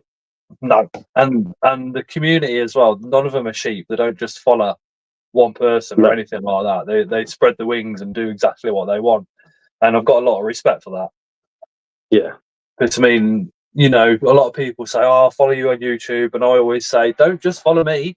Follow every fucker and get your information from everywhere, and that way you can come to your own conclusions because they might be different to mine." You know, just because we talk in the community does not mean that we know everything, and that's another thing is when new people come into the community and some of the ones that have been there around for a long time kind of go, have you ever thought about doing this? And the ideas that can be bounced around are absolutely incredible. And I think people are more willing to show their growth in the hobby as well. I mean, Jeremy, we've been good friends for, God, I think it was about 15 the first time I kind of we started coming on lives together and chatting. So I've kind of watched his growth, but he's quite happy to tell you his growth as well, from where he started all the way to now. There's not a lot of bullshit. There's not a lot of people come into the community and go, oh well, you know, you do it this way because I've actually been keeping spiders for 20 years, where really, you know, they've only been keeping for a year. I think community that way is pretty damn impressive. Yeah, there seems to be a lot of honesty, and you can't. It's one of those things you can't really bullshit your way through, can you? There is, unless the only bullshit I see nowadays is mainly on TikTok, but that's not just with spiders. That's just with absolutely everything and anything. And unfortunately, I think TikTok says if I do this, that means everybody will fucking watch it, and it's just like, oh my fucking god, here we go again. Well, that might, I don't know, maybe that's just my age talking, but that's Do you know what? How old am I? 34. I think I'm too old for TikTok. I just don't get it. Do not get it. I'm 45. I'm on TikTok, but because of the stuff that I see on there, I don't do as much. There is some real good people on there, and they are literally paving the way over on there. But then there is some stuff I see, and I think you don't do that to spiders. You don't do that to isopods. You don't. Why do you want to stand there with that on your face and then you know, flip it to something else being on your face? They're not a dog. They're not a cat. Put them back where they want to be. Yeah, bizarre. A lot of it on there is just bizarre. It's just weird, and it's just it's a bizarre place, and there's just so much on it that, you know, when you're flicking through, it's just, I don't know. There's just too much on there. My brain can't handle it. I mean, some of the stuff's like, I mean, I am friends with some of the ones that will handle, and you know, they're nice people. They just don't understand the consequences of handling old worlds on a platform. But I'm friends with them, and I will talk to them in the hope that one day they'll change. A couple of them have, and a couple of them have also changed setups and stuff like that.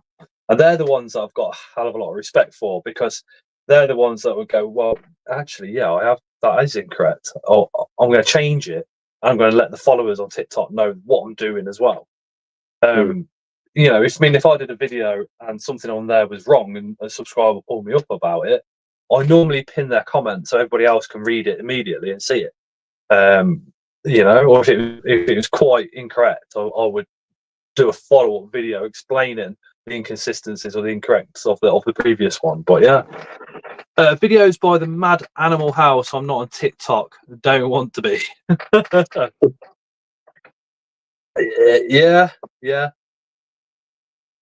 I mean, I'm a YouTube guy. I like my YouTube. I just haven't got the time to be making videos. I don't think. I just haven't got the attention span to do it. I don't think. Everybody says that, and my answer is, it's nowhere near as hard as you think. It's so much easier than you think. You've just got to have a mind that allows you just to go, fuck it, let's just put it together. Yeah. And literally just go for it. It takes me probably a couple of hours to film and edit a video. So my video that I do for a Monday, I'll film and edit on a Sunday. I know a lot of people will, you know, film it on a Saturday, edit it on a Sunday, upload it for the Friday. But the way my mind works is as soon as I've started the process, I've got to go all the way through, finish it, and then upload it. And then the same on a Wednesday night. So I'll film, regardless of the time, I'll film and do it all and get it uploaded. There's been times actually, like, where, especially on a Wednesday, where in previous years I've been called out with work and stuff, and I've got back like at 7 o'clock, managed to do the filming, got called out again, got back about midnight, edited it and uploaded it by 1 a.m. and I'm happy. But it's such a lot. But there's apps out there. I mean, KineMaster, I've been using that since day one, and that is just makes the whole process so much easier. Oh, so my son is just obsessed with that. He's just makes animations and videos just non-stop. Like, he's just absolutely obsessed with YouTube and stuff. But he keeps telling me to use that app, because I've made a couple of videos for YouTube like a while ago. But by the time I've filmed it and edited it, I hate it. And then I just dump it on there and just leave it and just go, oh, I'll do another one next week. And then I just never get around to doing it. The videos by the Mad Animal House says, I wanted to make videos to my channel, but I'm not good at doing things. Oh, what I'll say to that is go back and have a look at my first videos, and you'll literally watch them and you'll think, what the fuck is this?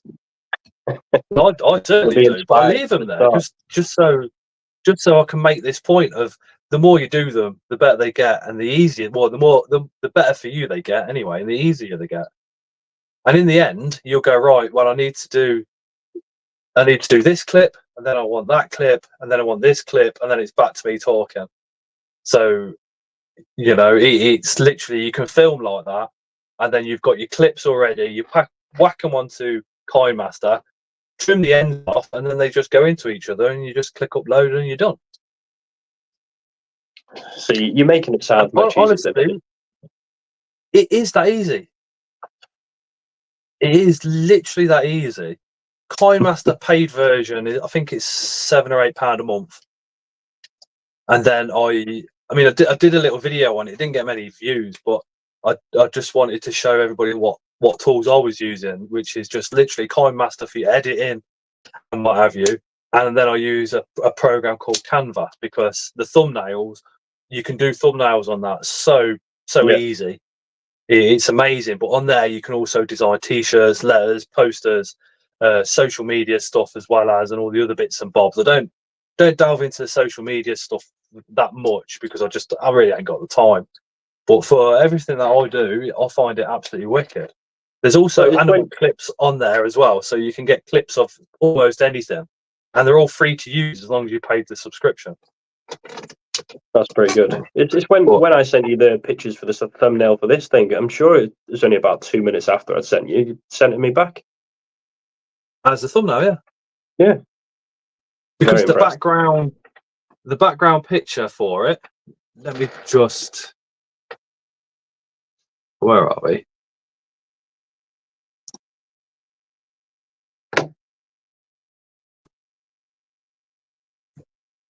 So the background of that, I literally put bugs into Canva and it came up with that background, and I looked at that blurred section and I thought, if I put Psy there, it's going to look wicked.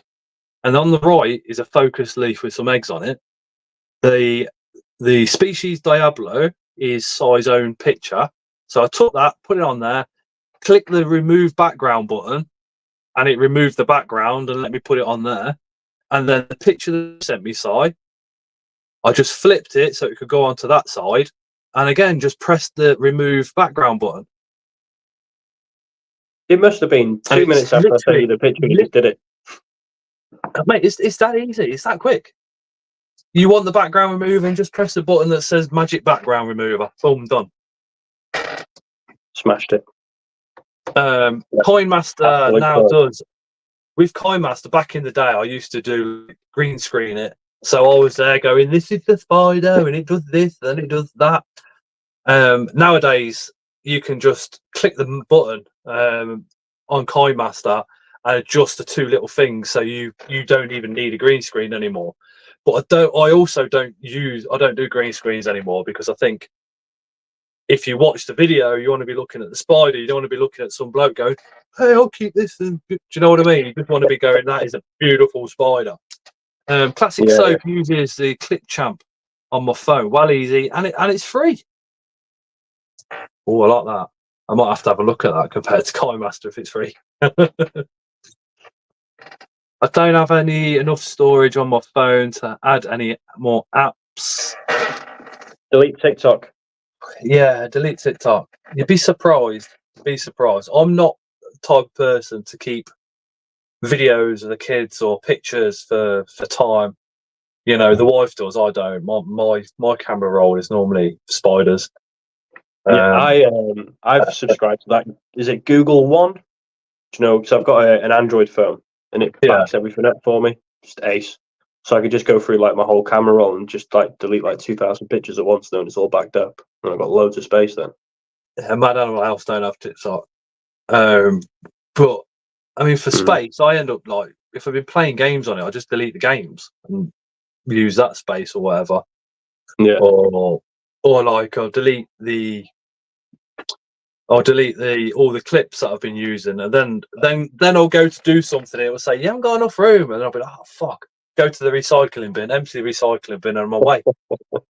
But like I said, I'm not sentimental with pictures and videos and stuff as much. The wife is, she's got them all. Happy days. Therefore, I don't need them. Is how I think. Or they're on Facebook to see forever and a day anyway. Yeah, yeah. Louise Mill says, "Si, how many isopods do you put in the tub?"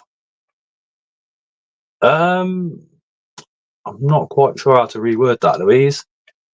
Do you mean how many isopods should we start a colony with? So if you've got a tub like that type of a size, how many would you say could go in there quite comfortably to start off a colony? I think that's about 4 inches across and 4 inches deep. Yeah, you could get away with putting a 5 count in there, I think, to start them off if you wanted to.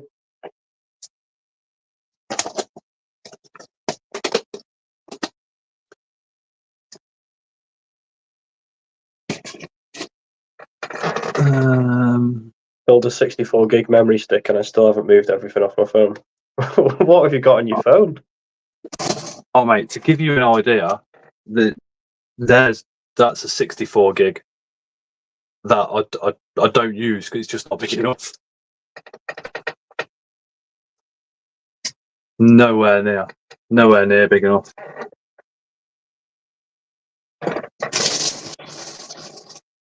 Julianne, I use a 9-litre really useful box, which is like that for when a colony gets established. So usually I'll start a 10 count in something like that, and you can have hundreds of isopods in a stuff that size before you need to go any bigger. What's your favourite isopod?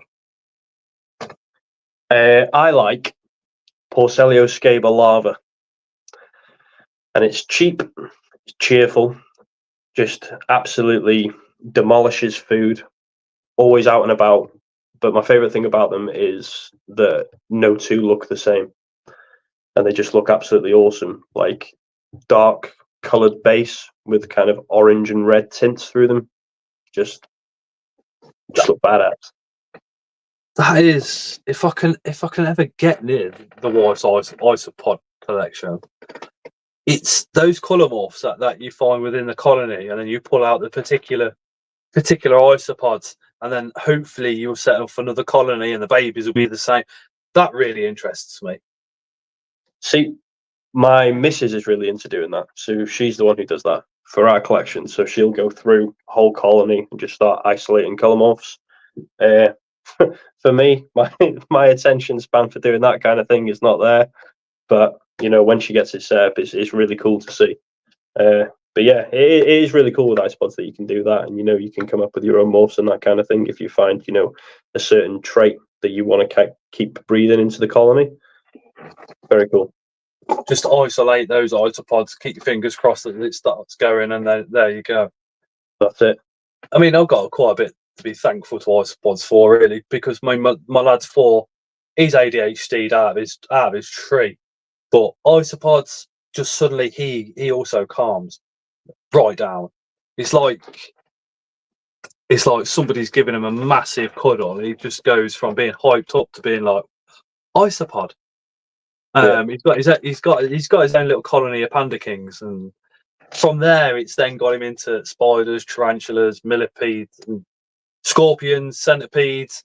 And at almost 5 years of age, he is 5. Sorry, he is actually like almost pronouncing a lot of the Latin names after I've said them like now as well, which is just it fucking blows my mind.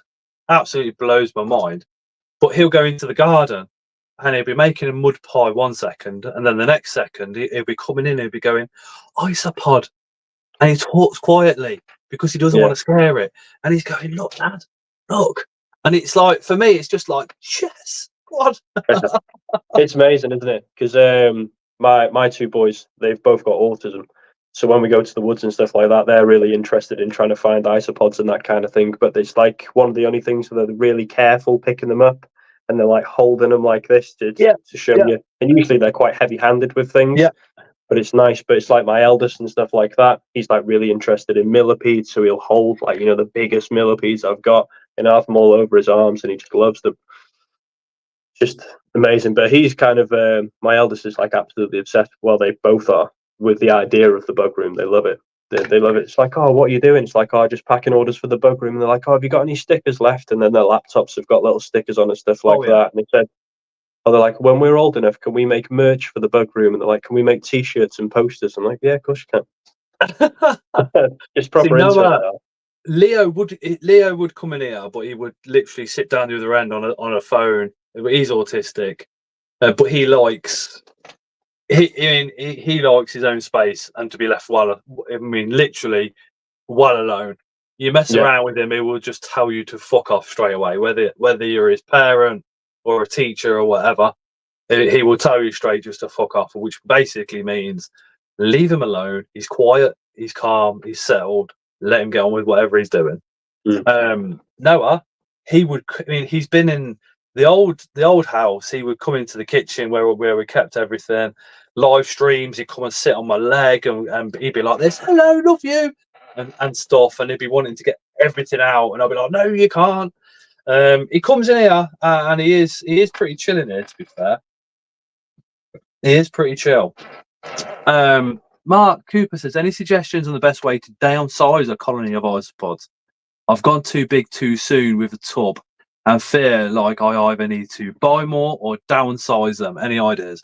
Do you buy excess isopods off people? Tell them back to me. There you go, Mark. Drop Si a message, and there you go. Job done. I know what I'd do. Yeah, I'd be like, Si, I've got 1,000 of these. Can I? Do you want to do some swaps? Yeah, that's it. Yeah, trade them, sell them to someone. Someone else will have them off you. Feed them to a lizard. No, use them as buying power. I think he means downsize the tub. Right, let me reread it now. Yeah, any suggestions on best way to downsize a colony of? Well, if you're downsizing a colony of isopods, that means you need to reduce the numbers. If you've got a tub that's too large to start with, best thing to do is to bait the isopods out with some sort of food. So use something like cucumber or something like that. Put that in there. So grab anything that you can, knock it off into a catch cup or a spare container that you've got. Then bait all the other ones in with a piece of cucumber. Leave it overnight. Pick up all the isopods you get on the cucumber. Go through the soil and everything. Try and get as many as you can, and then just dump the soil into the smaller tub. Put the isopods back in. I'll tell you what the wife's done before now, and that's when she's got to the point where she's gone through absolutely everything, and let's say there's this much substrate left, and there's nothing in it apart from maybe some small babies. She'll sieve it. Yeah, you can do that, and then you are going to lose a baby or two, but you're going to save the majority of the colony. Yeah, it's very. I absolutely. This is the reason I start in 9-litre containers, because I know you can get a decent colony going for ages in a 9-litre container. Because if you start too small, I hate rehousing them. I hate having to go through that process of moving them from one container to another. because you always end up, covering some of them in substrate and stuff like that, and it's just, it's a hell of a mess. Did you remember to use the discount code, Jade? Jade, I've just ordered from your website. So many nice pods. Need marbled and lavas next. So pretty. The lavas Thank you very much. are absolutely stunning. We've got lavas. Yeah, they're ace. I don't know. I've seen them twice, I think. Yeah, I've got loads of lavas in my front garden. You can find them in your garden if you didn't want to pay for them. But you can actually just go out and find them in the UK. Yeah, I've got tons. Porcelio Scaber, I've got tons in my front garden, like tons of them. And then you can find the lava form as well, just in the wild. I never knew that. Yeah, I get it's weird. In my front garden, I mainly get Scabers, and then in my back garden, I get the Depressum. It's weird. I don't know why, but the Depressums are in between the bricks on my patio. And then in my front garden, I've got loads of bark around. I've got loads of fruit trees, and there's loads of bark around the bottom of them, just absolutely covered in Scabers. I think it was the Depressum that I found out in the middle of nowhere before I was keeping isopods. I took a picture of them, put them in not a Facebook group, in a WhatsApp chat. And it turned out to be they're actually one of the rarer species, one of the rarer morphs. Got more yellow or something. This was quite a while ago. Is there any rare species of isopod in the UK that you're not allowed to collect? Not that I'm aware of. Happy days. So it's free for all. But the UK's got some quite nice isopods, but I think it's because we're so used to seeing them that you just kind of shrug them off until you actually, got a bit of an interest in them. It's like, some people in Europe might see our isopods and be like, bloody hell, they're well nice. They do. They literally already do. Yeah, yeah. Bizarre. I think we've got a Spanish isopod now as well. How do you mean? Didn't we get a species of Spanish isopods that have come over? Don't know.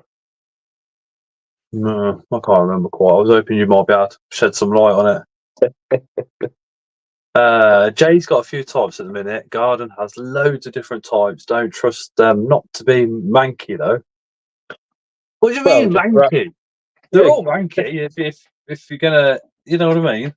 They are manky. They literally eat shit. Get them out your garden, put them in a tub, isolate them for a bit, keep them in quarantine. I've found literally when you've got beetle larvae and the beetle larvae shit out little pellets. Yeah, isopods absolutely love those. Worm castings, like Si was on about, bit more poo. Yeah. Rabbit shit. They'll eat rabbit guana, shit, which is bat shit. Powder form. Decaying anything, decaying any kind of organic matter they'll munch on. If you want to be completely disgusting, if you go to a field and there's a big dry cow shit, if you flip it over, there'll be loads of isopods underneath it. Nice. Don't flip it over because they're not always hard, and they might. That's half the fun. Make sure you're wearing gloves. Reminds me when one of the littlers picked up a big bit of dog shit, thinking it was a stone to throw in the canal. Oh my god. I was absolutely pissing myself, trying to grab baby wipes before he touched anything else. And then literally held his hand like this while marching him home to get it washed. So his little hand was sticking out the end of mine, like, don't touch anything. I can't use my rabbit shit because she has a parasite called. Oh my god! How we pronounce that? Cuniculii or coolie, yeah. Yeah, don't use that. Yeah, I don't use that. I don't know what the parasite is, but it sounds dodgy. It sounds like a nasty form of the shits to me. So how long, Si, do you reckon it's going to be before you are up and running in the bug hut? In the bug room. Well, the missus said to me just before I came on this, she goes, I don't mean to be bossy or anything, but you're definitely working on the shed this weekend. So I'm hoping to have it all insulated, all foiled, and the electric sorted this weekend. If I can get that done, then I'll be very happy, because then all I've got to do is clad over it. And I say that's all I've got to do. But you know what? I can, without, say, if I cladded it in stages, I can actually bring the collection, like bits of it, in here. So I've got racks inside the house. I wanted to custom build some racks in here so I can go floor to ceiling, wall to wall. But for now, I can just bring the racks in here, and then it frees up loads of space in the house, and it'll make Sunday night and Monday mornings when we're doing the packing so much easier when everything's all in one place. Yeah, definitely. That's my nightmare at the moment. I've got bits everywhere. So I've got some bits stored here, some bits stored in the shed, some bits are on the side in the kitchen, some bits are in the dining room. It's just, when I'm looking at an order, I'm going, right, I need this, this, this, and this. And I'm like, I need to go there. Mate. Tara said, she said, when we move, everything can go into this shed. And I went, yeah, okay. So in the house is one of Noah's Inti olives. There's an ant colony in the house. There's 2 stick insect colonies in the house. The snails are in the house. The water scorpions in the house. The cresties in the house. The tokays in the house. And of course all our isopods as well. But we had literally, I was finishing work.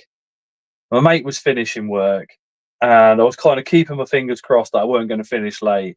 I was picking him up at 6 and then dropping him at home at 11, and we were having food in the meantime as well. But we did it across, I think it was like 5 nights. We did this place out in, and that included also like having to go and get bits and stuff like that. You know, because I think the 3mm we bought, the boarding we bought, and this we bought, the loft insulation, somebody must have fell off a lorry by a building site or something, but it was on the floor, so we had that, and the polystyrene for the floor, which is 72mm thick. Again, that must have fell off a lorry at some point, because it was just lying by the side of the road, and we thought, oh, we'll have to use that, won't we, instead of it just lying there going to waste. So we had to go and collect bits along the way at the same time, but we did it literally. We can't do it at the weekend because he has his kids at the weekend, so we literally just done it through the night and through the evenings. But the first night we were in here with torches and all sorts when it got a bit darker because we just didn't have any light. And then the second night we had rechargeables and stuff like that, and the extension lead out weren't too bad. But it weren't until it was all fixed, everything was in and done, including carpeted, that we put the actual lighting in. It's mad. I've only spent, I think I've done like 1.5 full days doing it, and then the rest has just been a couple of hours here and there when I can get round to it. I've even done it before when I've like got like a meeting or something in work, and I'm waiting for people to join the meeting, and I just start taping little bits, just doing little bits when I can.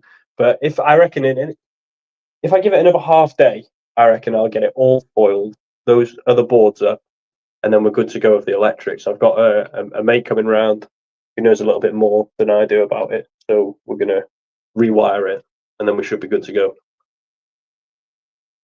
And it's gonna be fun. Have you insulated the floor? Yeah, well, luckily the floor was already insulated and it's raised, so it's like a raised floor. It's on like a bit of decking. It's raised and it's insulated underneath, and then we've got laminate flooring over the top of it. Oh, awesome! Yeah, it is pretty good. I mean, the lad that was helping me, he was such a nice guy. He was like, look, you know, I've got carpet up in my loft from when I did this. It's all like, you know, I've got a bit. It's brand new. It's like a couple of years old, but it's actually brand new carpet. And he literally just gave it to me, and we fitted that in like. Well, we didn't even fit it in the night because we was doing everything else, and we just fitted the whole floor. Like the polystyrene, the compressed polystyrene went in. The sheet went underneath that as well. That was all cut to shape. Then the boards went on top, and they were seated correctly in position so they don't move. And then the carpet all went down. That was all done in one night. Nice.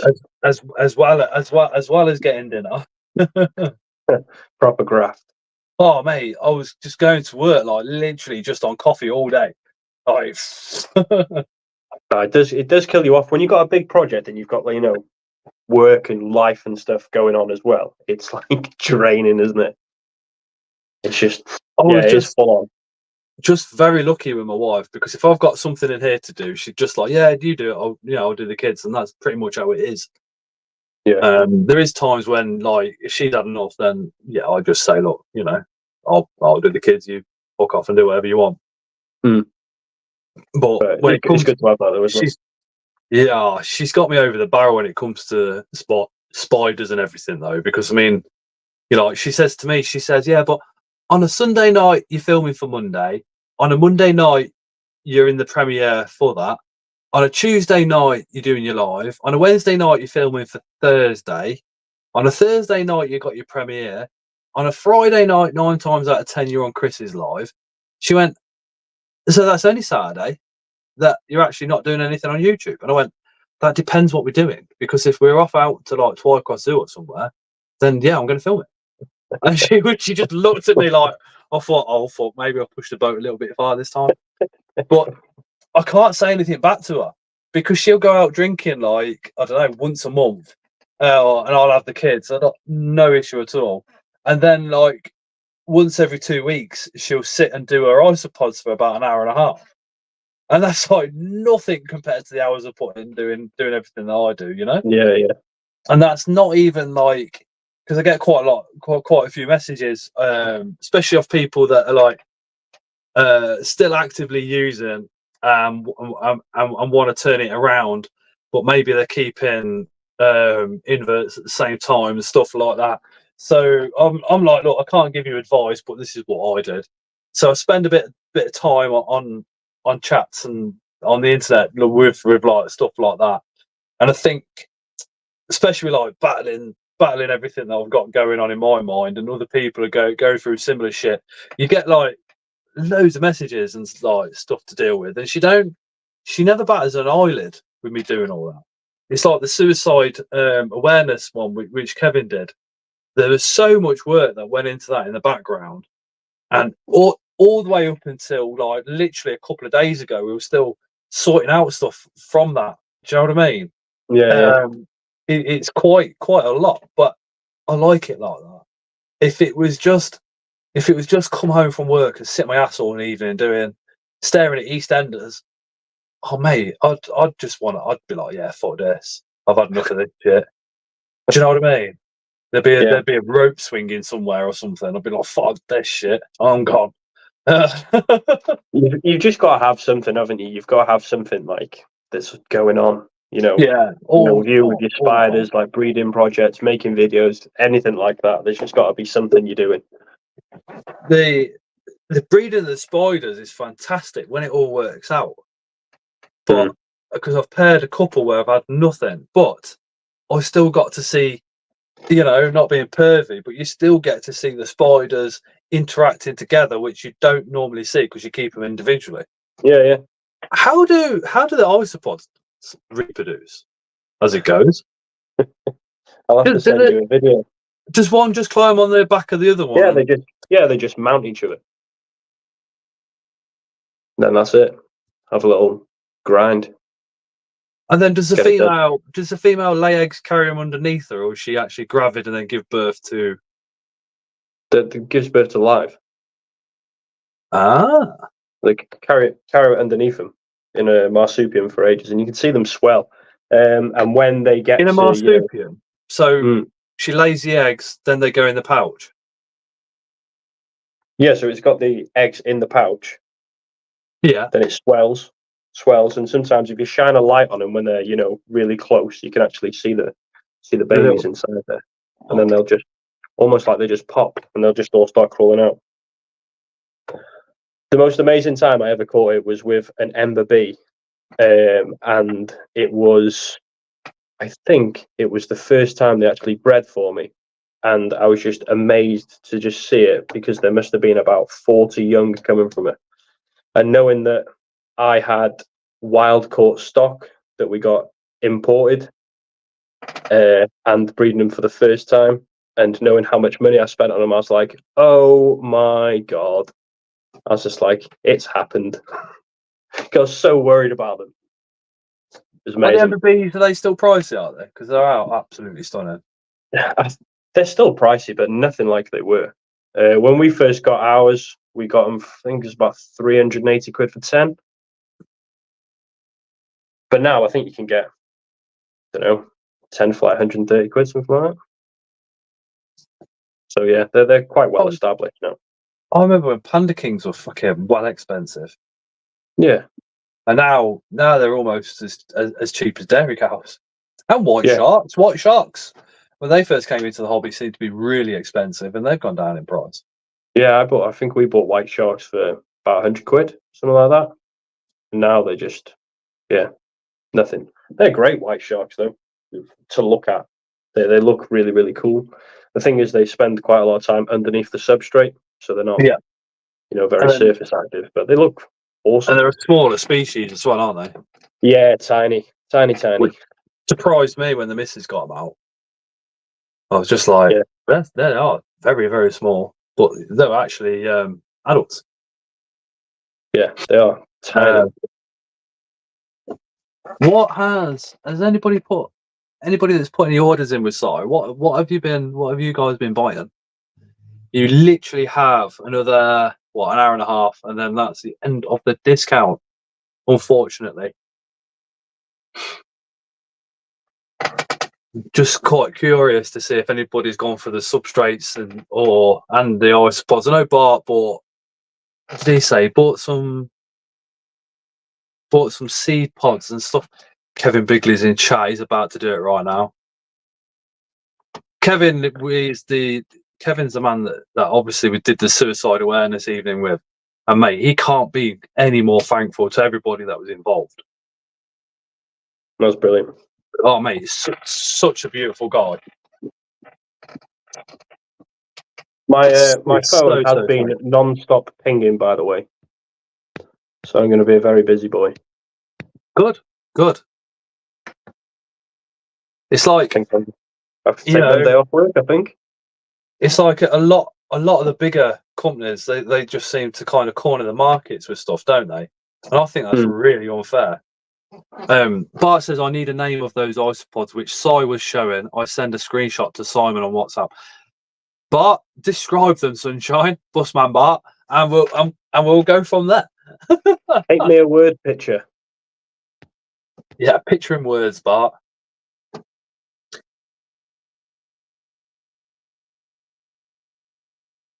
Fingers crossed. I'm pretty sure. Was it one of the yellow species with a bit of yellow on there, Bart? He's going to turn around and say no in a minute. Leaves and spirulina should have got pods though too. Jane, just go back into your order and just add them. It's like I always say, if there's a 20% discount, I'd use it. But with the Porcellio expansius, says Si.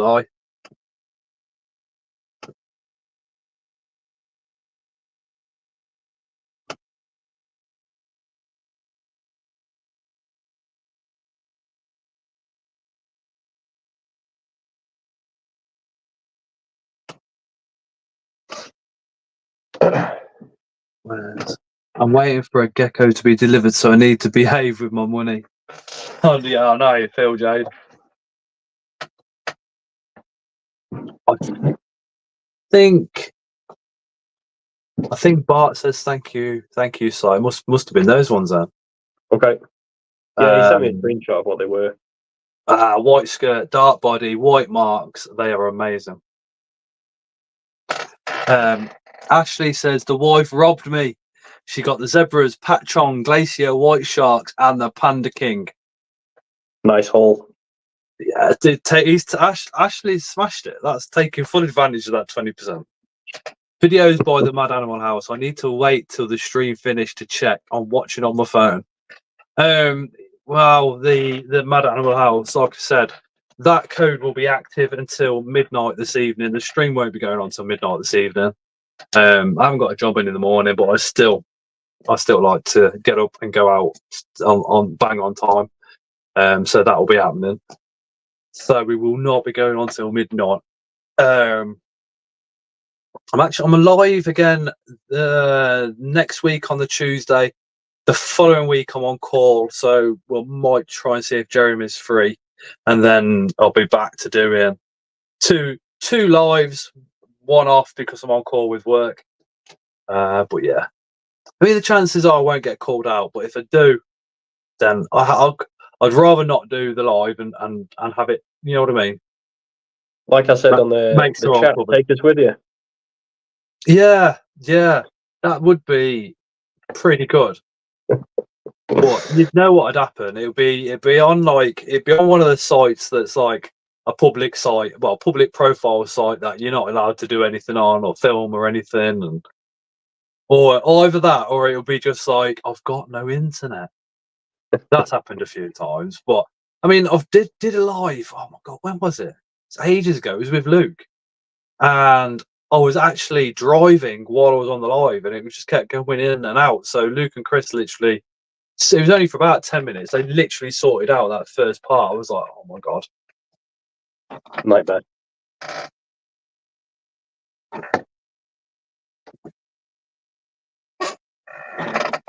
Got another death head beetle. The one from earlier. It's out climbing up the door. That'll be going back in its box. I dropped one. No, I dropped two actually. I wonder where the other one is. Nothing worse. There's nothing worse than just find.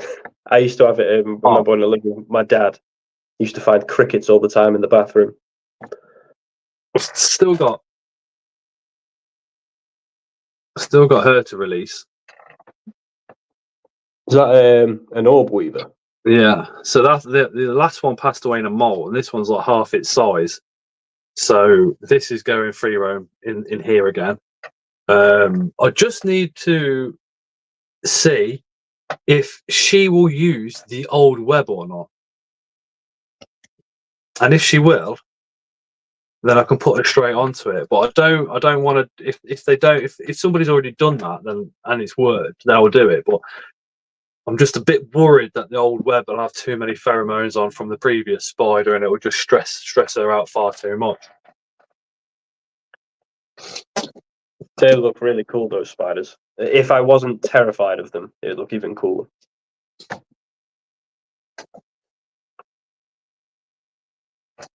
They're the normal ones that scare people a little bit. Some kind of huntsman. Yeah. Yeah. It's just the worst one for me, and the spider that I'm most scared of is just a house spider, normal house spider. They're the ones that get me more than anything else.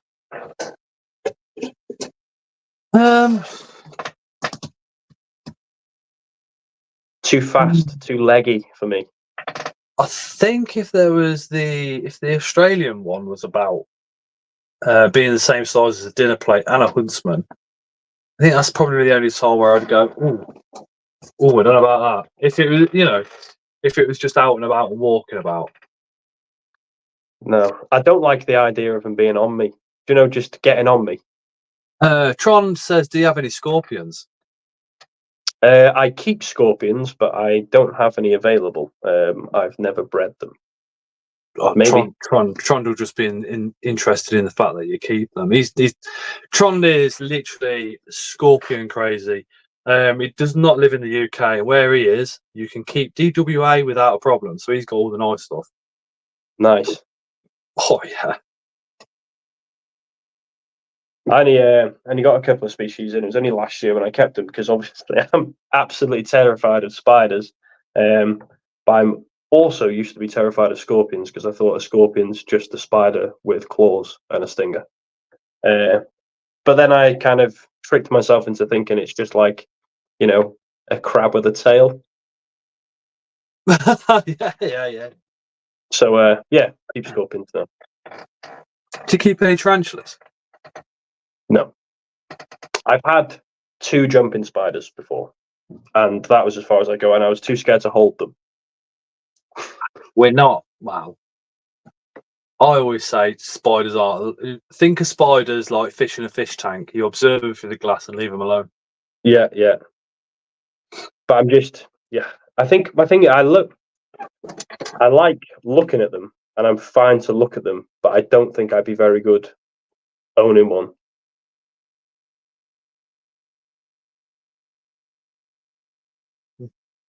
No.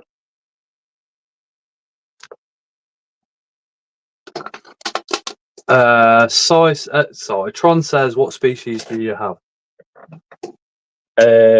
I've got. Is it Chirilius Sumatra? Yes, we'll go with that. Yeah. Is that right? Sumatra. Yeah, just about.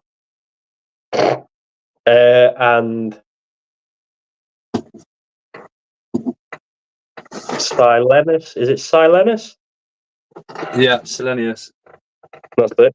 That's what I've got. The old Peter Psy. Jay's only got 3 tarantulas at the moment. Pumpkin patch reminds me of a house spider. So I think those pumpkin patch ones look quite cool. I love looking at them. I think they're really cool to look at. But if I was opening some sort of enclosure to feed it, if it did anything, I'd just be gone. I think my heart would just stop. They don't really do anything. Look, but the Balfour is sitting down here, and it's still sitting down here. I don't know. They don't want to be disturbed. They don't want to be messed around with. So all I do with that is open it up, do the water, and then chuck in some feed, and that's it. Ornamental pets is what I call them, says Jade. Yeah, exactly.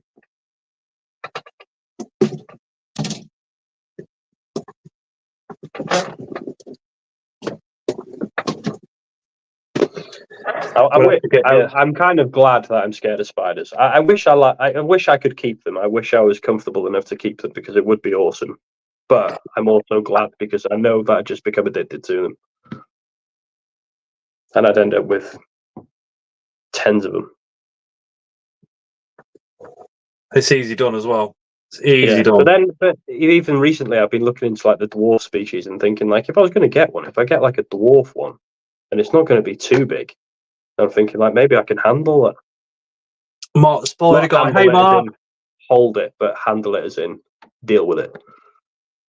Mark. Sorry. Mark was in hospital all weekend with a heart issue. Mark, what have the doctors said? More importantly than anything, how are you getting on? Julianne, my adult tea sturmy molted last month. The hairs from molt gave me such bad skin reaction. Oh god, yeah. Classic Soph. I've never handled mine because I was scared to finch and drop them. Donna's over 100 tarantulas. Bart says, Kevin, I need your mystery box.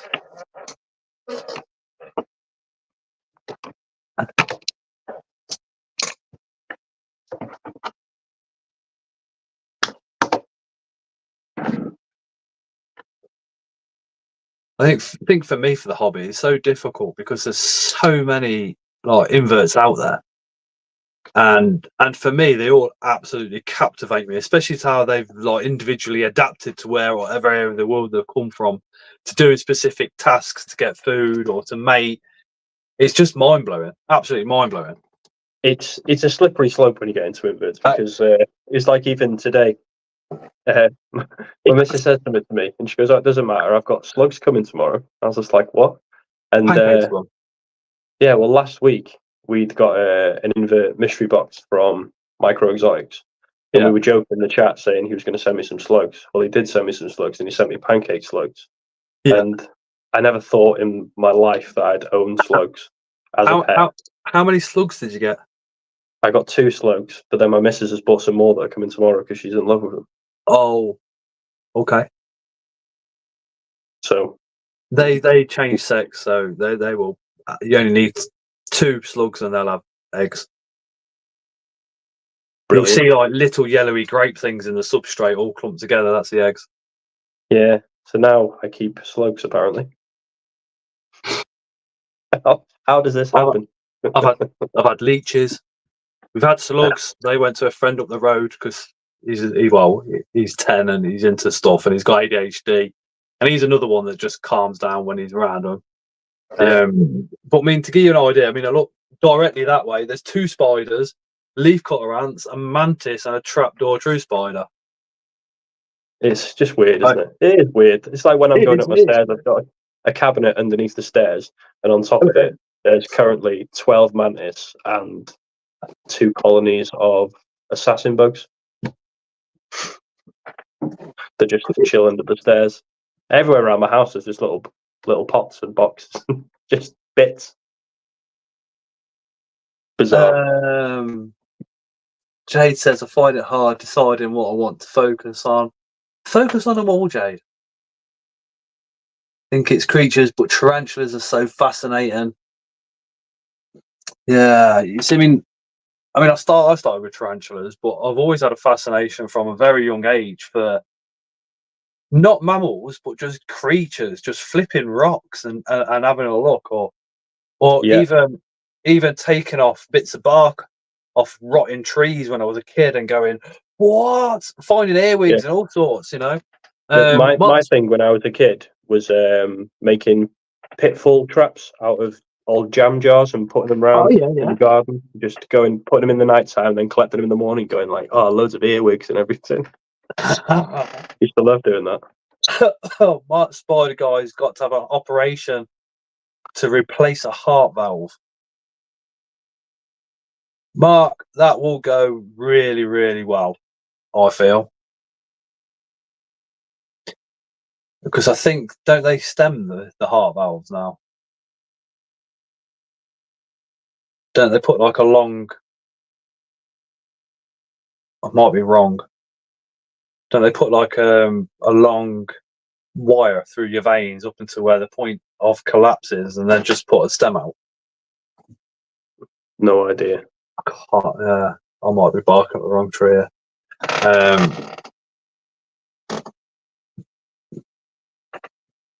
Mark, we shall all be thinking about you, dude.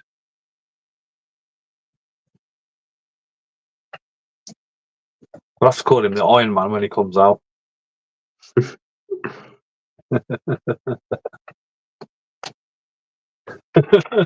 It'll go well. Yeah, it will.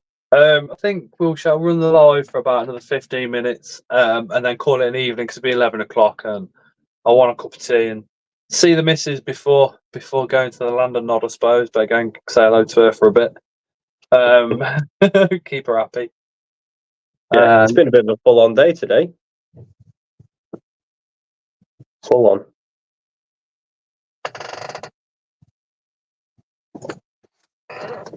So I've tried to keep isopods a few times, says Tron, but they all crash within a month or so. Do you have any suggestions? You're keeping them aerated? And the reason I asked about that is because me and the wife was like, we had Bolivia area. She got a really nice colony going. And she was like, oh, Scott, have you got a tub? I need to rehouse them. So we rehoused them. Then we had to pop out. So we completely forgot to put air holes in. 2 weeks later, they're all dead. Yeah, if you're she was having problems with absolutely gutted. I bet.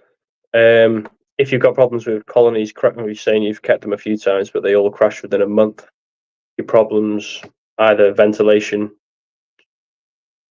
or too much humidity or not enough humidity. That'll crash them pretty fast. If you keep them in poor conditions and they're not anything to do with the ventilation or humidity, they will just survive. They won't thrive, but they will survive. But for them to crash, it's got to be one of those 3 things.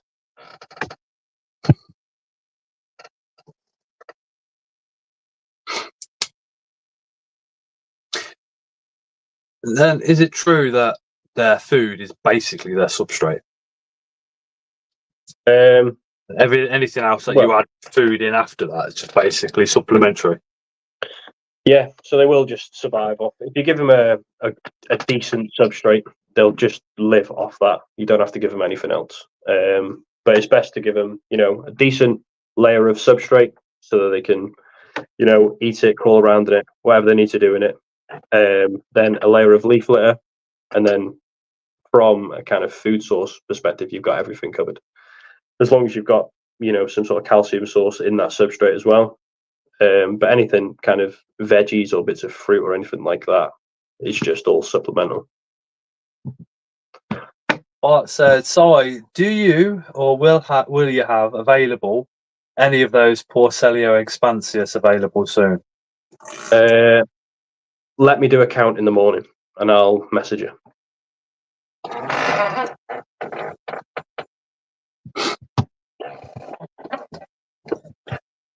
And if I do have them after I message you tomorrow, I'll honour a 20% discount for you.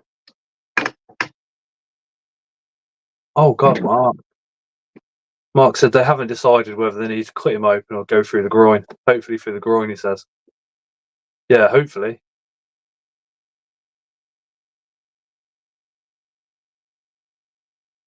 Mm.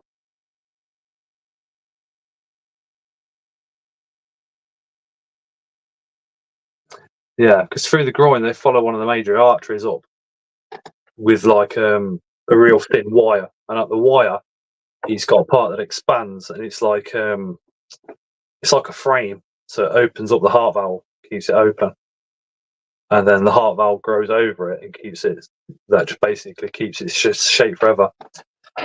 Bart says, "I just read a message, Scott, myself, and I don't know what I wrote there." What do you mean? Reread what message? Oh yeah, sorry. Do you will have available those? Yeah, I'll get you. Oh mate, Bart, you're in a chat with me. You've seen some of the messages I write, and then I have to rewrite them or put an extra word in or something.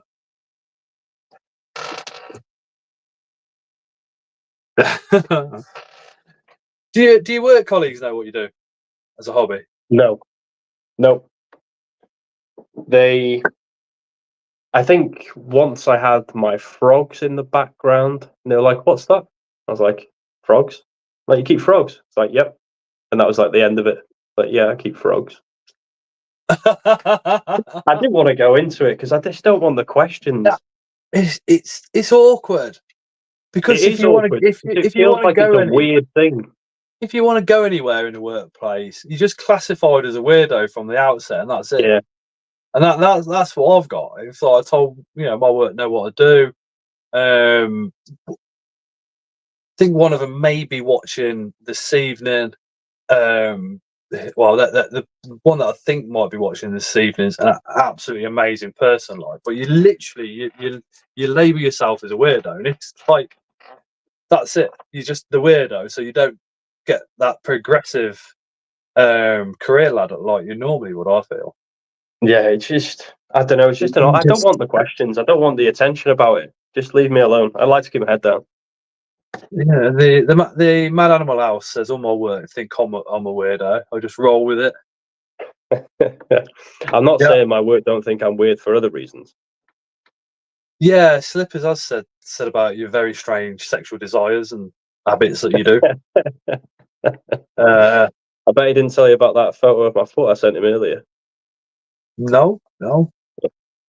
Nice. He did say to me, he says, "Can I have a link to the WhatsApp group?"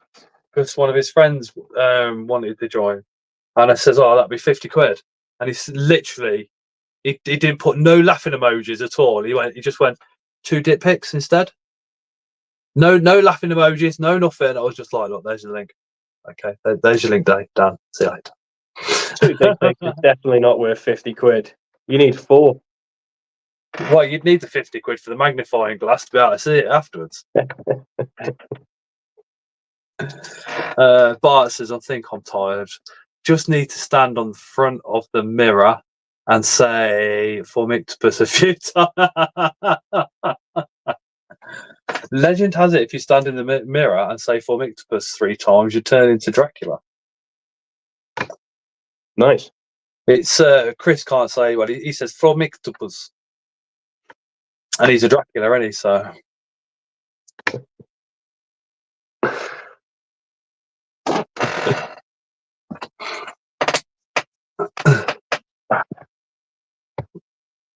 I don't think the website's ever been so busy, Scott. Good. It's the community is.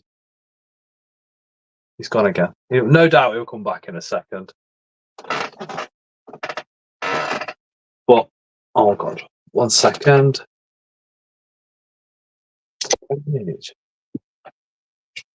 Good. I think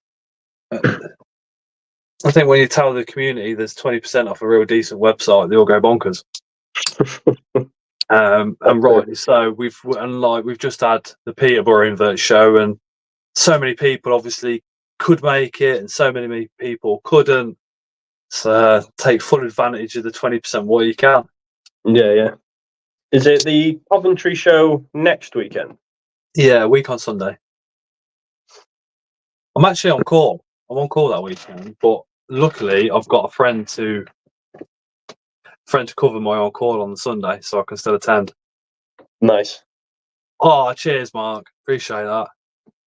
Yeah, he's literally. I've got a work colleague who lives in Coventry, and it was from the moment we started chatting, as well as being like real good workmates, it was like best mates, just like that, straight away.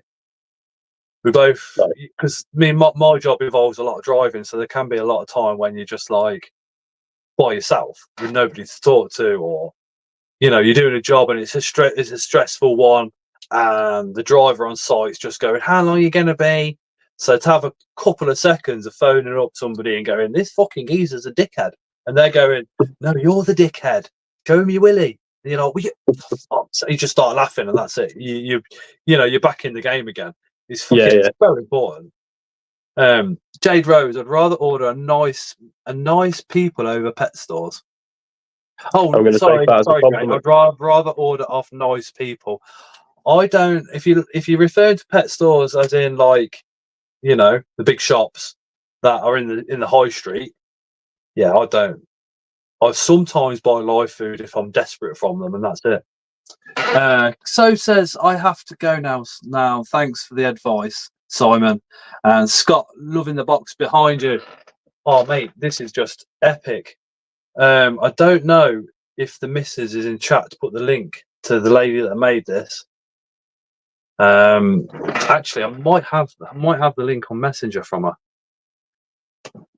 It's literally my classic. Soph actually made it. Oh, there you go.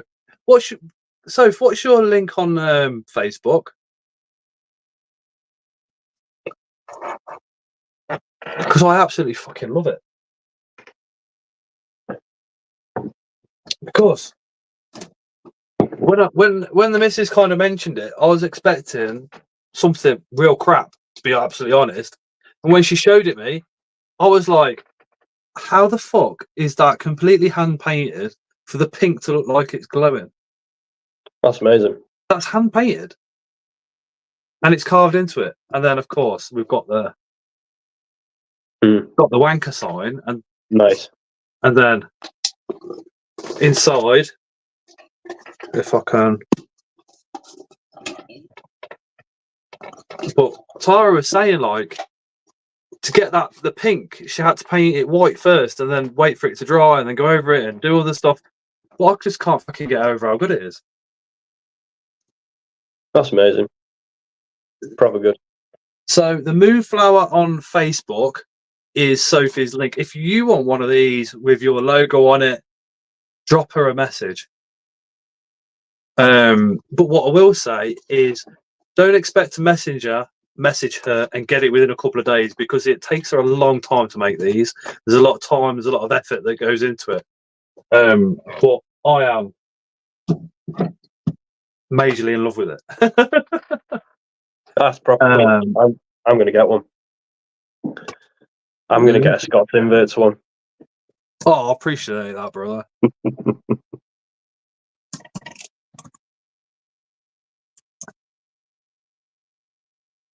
Oh, actually, oomph.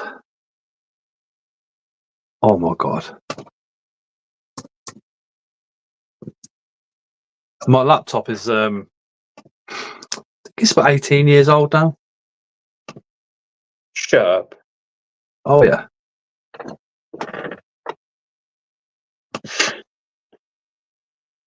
So everything No on one's it. ever had a laptop for 18 years. No, I haven't. It was second hand. I bought it. Me and Tara have been together 7 years. I've had it 9. I can't edit on it. I can't do any editing at all because it just won't run the program.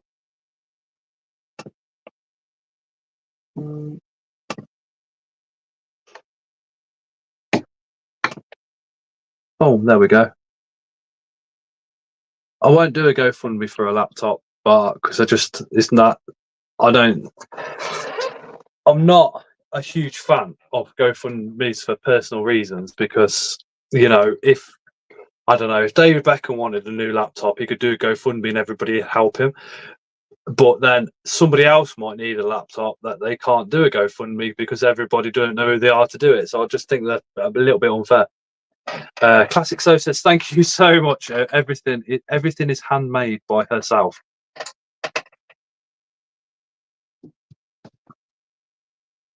Sophie, come to the Coventry show. Drop Tara a message and we'll pick you up on the way and drop you off on the way back.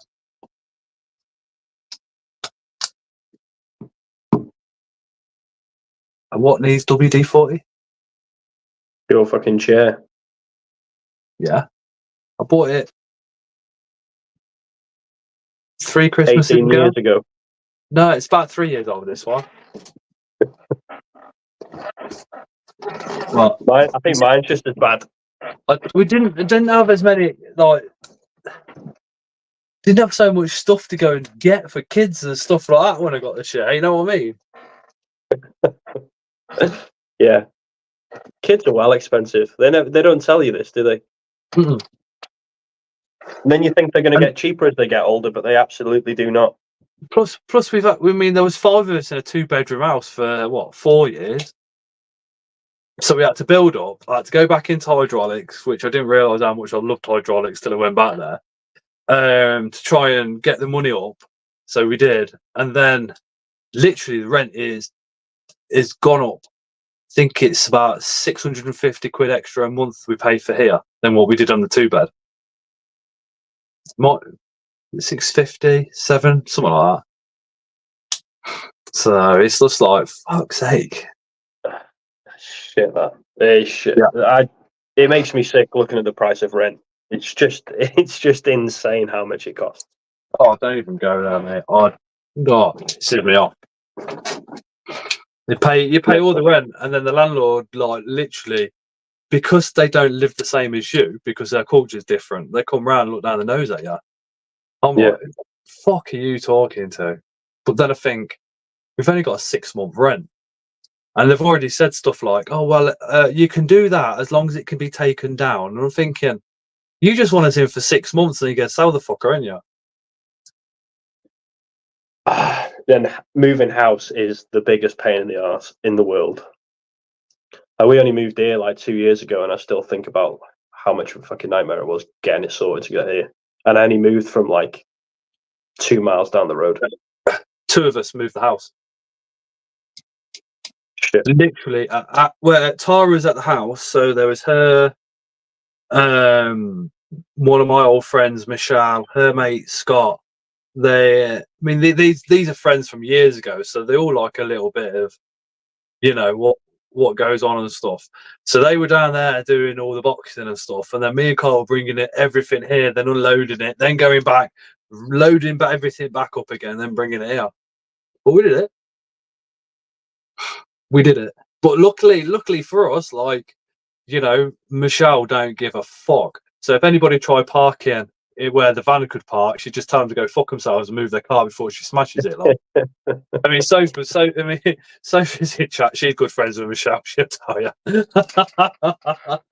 But the best thing we had about moving house is the removal guy that we hired was one of my dad's friends. Well, he's one of my dad's neighbours, and he was the laziest moving guy ever.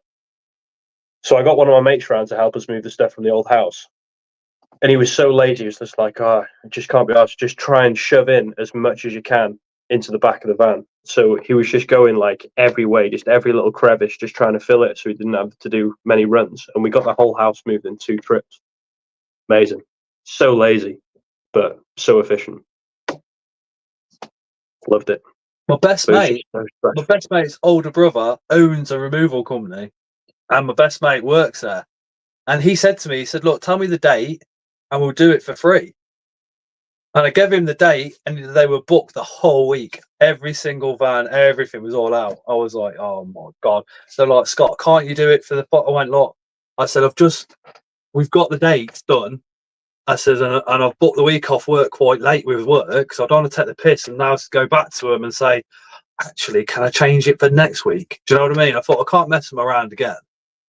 I've already I think I booked it like, I'm pretty sure it was like 2 weeks notice, and they literally sorted it out. And you're supposed to give like a month's notice, aren't you, for holidays and stuff. And they literally just sorted it out and said, "Okay, we'll do it because you're moving and stuff."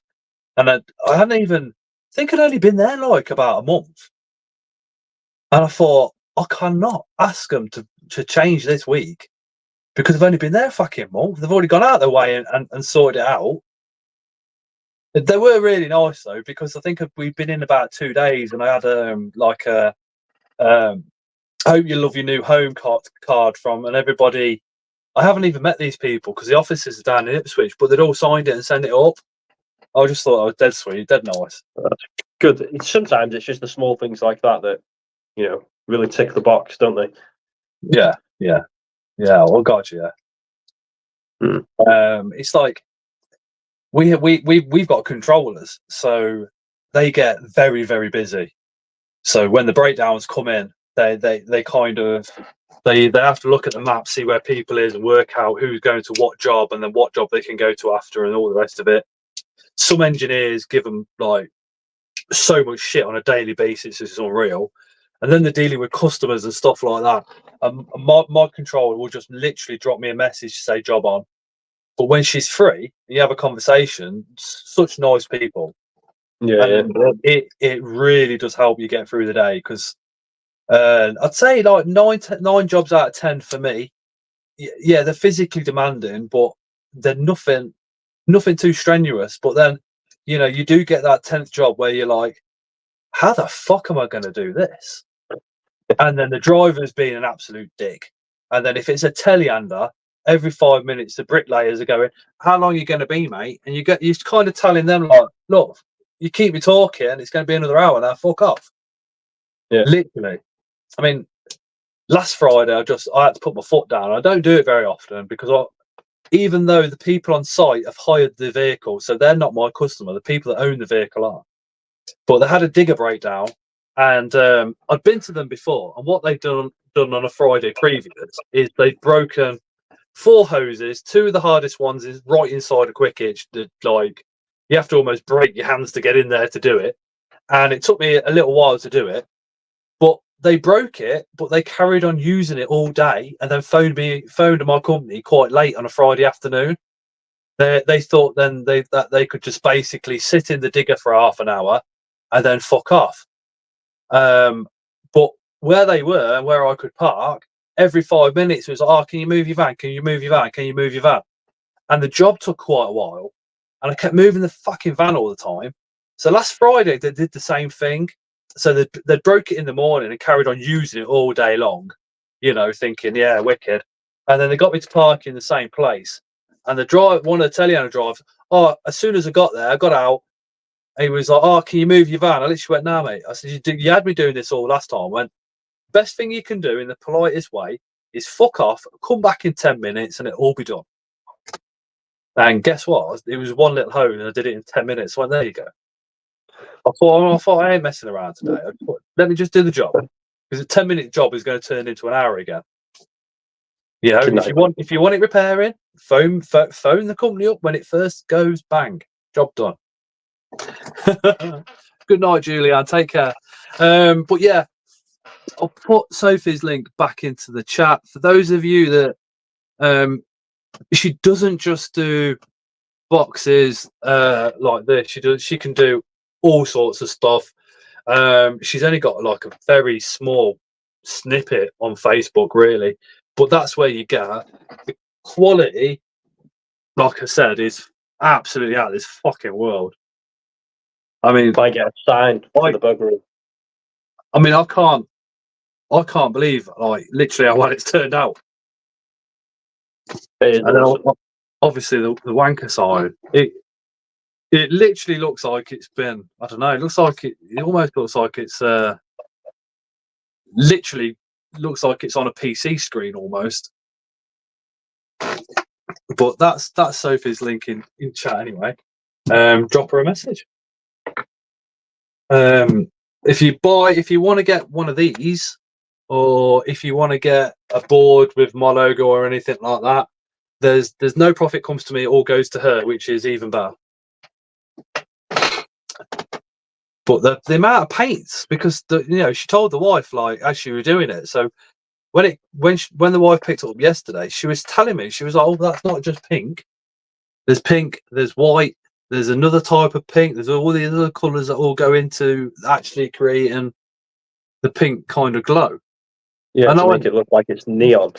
Yeah, how the fuck do you make a painting look like neon without neon paint? Because from here, it looks like that's lit up. But it ain't. That's No. what I can't get my head around it. It's just the colours on it so vivid. It's just like boom. I don't know how she's done it. I really don't know how she's done it, but she smashed it. But the link's in chat. A follow on Facebook. And like I said, if you need anything doing, drop her a message. But okay, everyone, time for me too. Thank you for a nice live. And see you on again on the next one, as famous wanker says. So the next, excuse me, the video for Thursday is a 1 in the pink, 2 in the stink mystery box opening. There will literally be a very small section of that will be what we got from Sai, which is the red pandas, because I managed to get them out in video for about 3 seconds and they were gone. But I will also put Sai's links into that video as well. I'm hoping with this mystery box being called 1 in the pink, 2 in the stink, that a lot of people click on it and Sai gets a bit more attention. Speaking again, Sai attention, you guys at home can do the same thing. You can get his link from Facebook or his thebugroom.co.uk and just share it to some of the Facebook groups, put it in your own wall. It's absolutely free to do. It literally only costs you about 5 seconds. Yep, that'd be brilliant. Thank you all. It'd be absolutely awesome. But again, thank you to everybody in the comments that's come in tonight. Really, really appreciated it. Thank you to the people that have donated this evening. That currently means a lot more than what you actually know. Really, really appreciate that. Tron donated, I think it was 5 channel memberships, which is awesome, because that supports the channel. But then also those people can then get 15% off their spiders over at sparspiders.co.uk. But yeah, next week we're doing another live. The week after that, I'm on call, so I won't be doing a live. We did speak to Uncle Dave briefly at the show, so maybe we need a catch-up live stream with Uncle Dave. Yeah, I think that's in the coming months as well. But again, and sorry, thank you so much for agreeing to come on. Yeah, thanks for having me. Was it worth that 5 minutes of worry that you had when we first? It wasn't 5 minutes of worry. I was very worried, but yeah, I'm fine now. And then if somebody's watching and they're thinking, I want to do the same thing, how would you say, like, coming on initially to being at the end of the live is now? Absolutely fine. I was bricking myself before I did it, because stuff like this just isn't what I'm comfortable doing. But to be honest, as soon as I got into the kind of pre-live kind of backstage, I was fine. Yeah, I'd say so. Yeah. All right, all good. But yeah, thank you so much for coming on. And again, thank you so much for doing that discount code for everybody. That's literally no worries. Thank you. this evening. No, thanks for having me, and thanks for everyone who's ordered. There's about 11 people watching. So you guys, that discount code will carry on running till midnight tonight. So you have got another hour to go and have a little look at thebugroom.co.uk and put a little order in. But night, everybody. Take care. Fantastic. Cheers.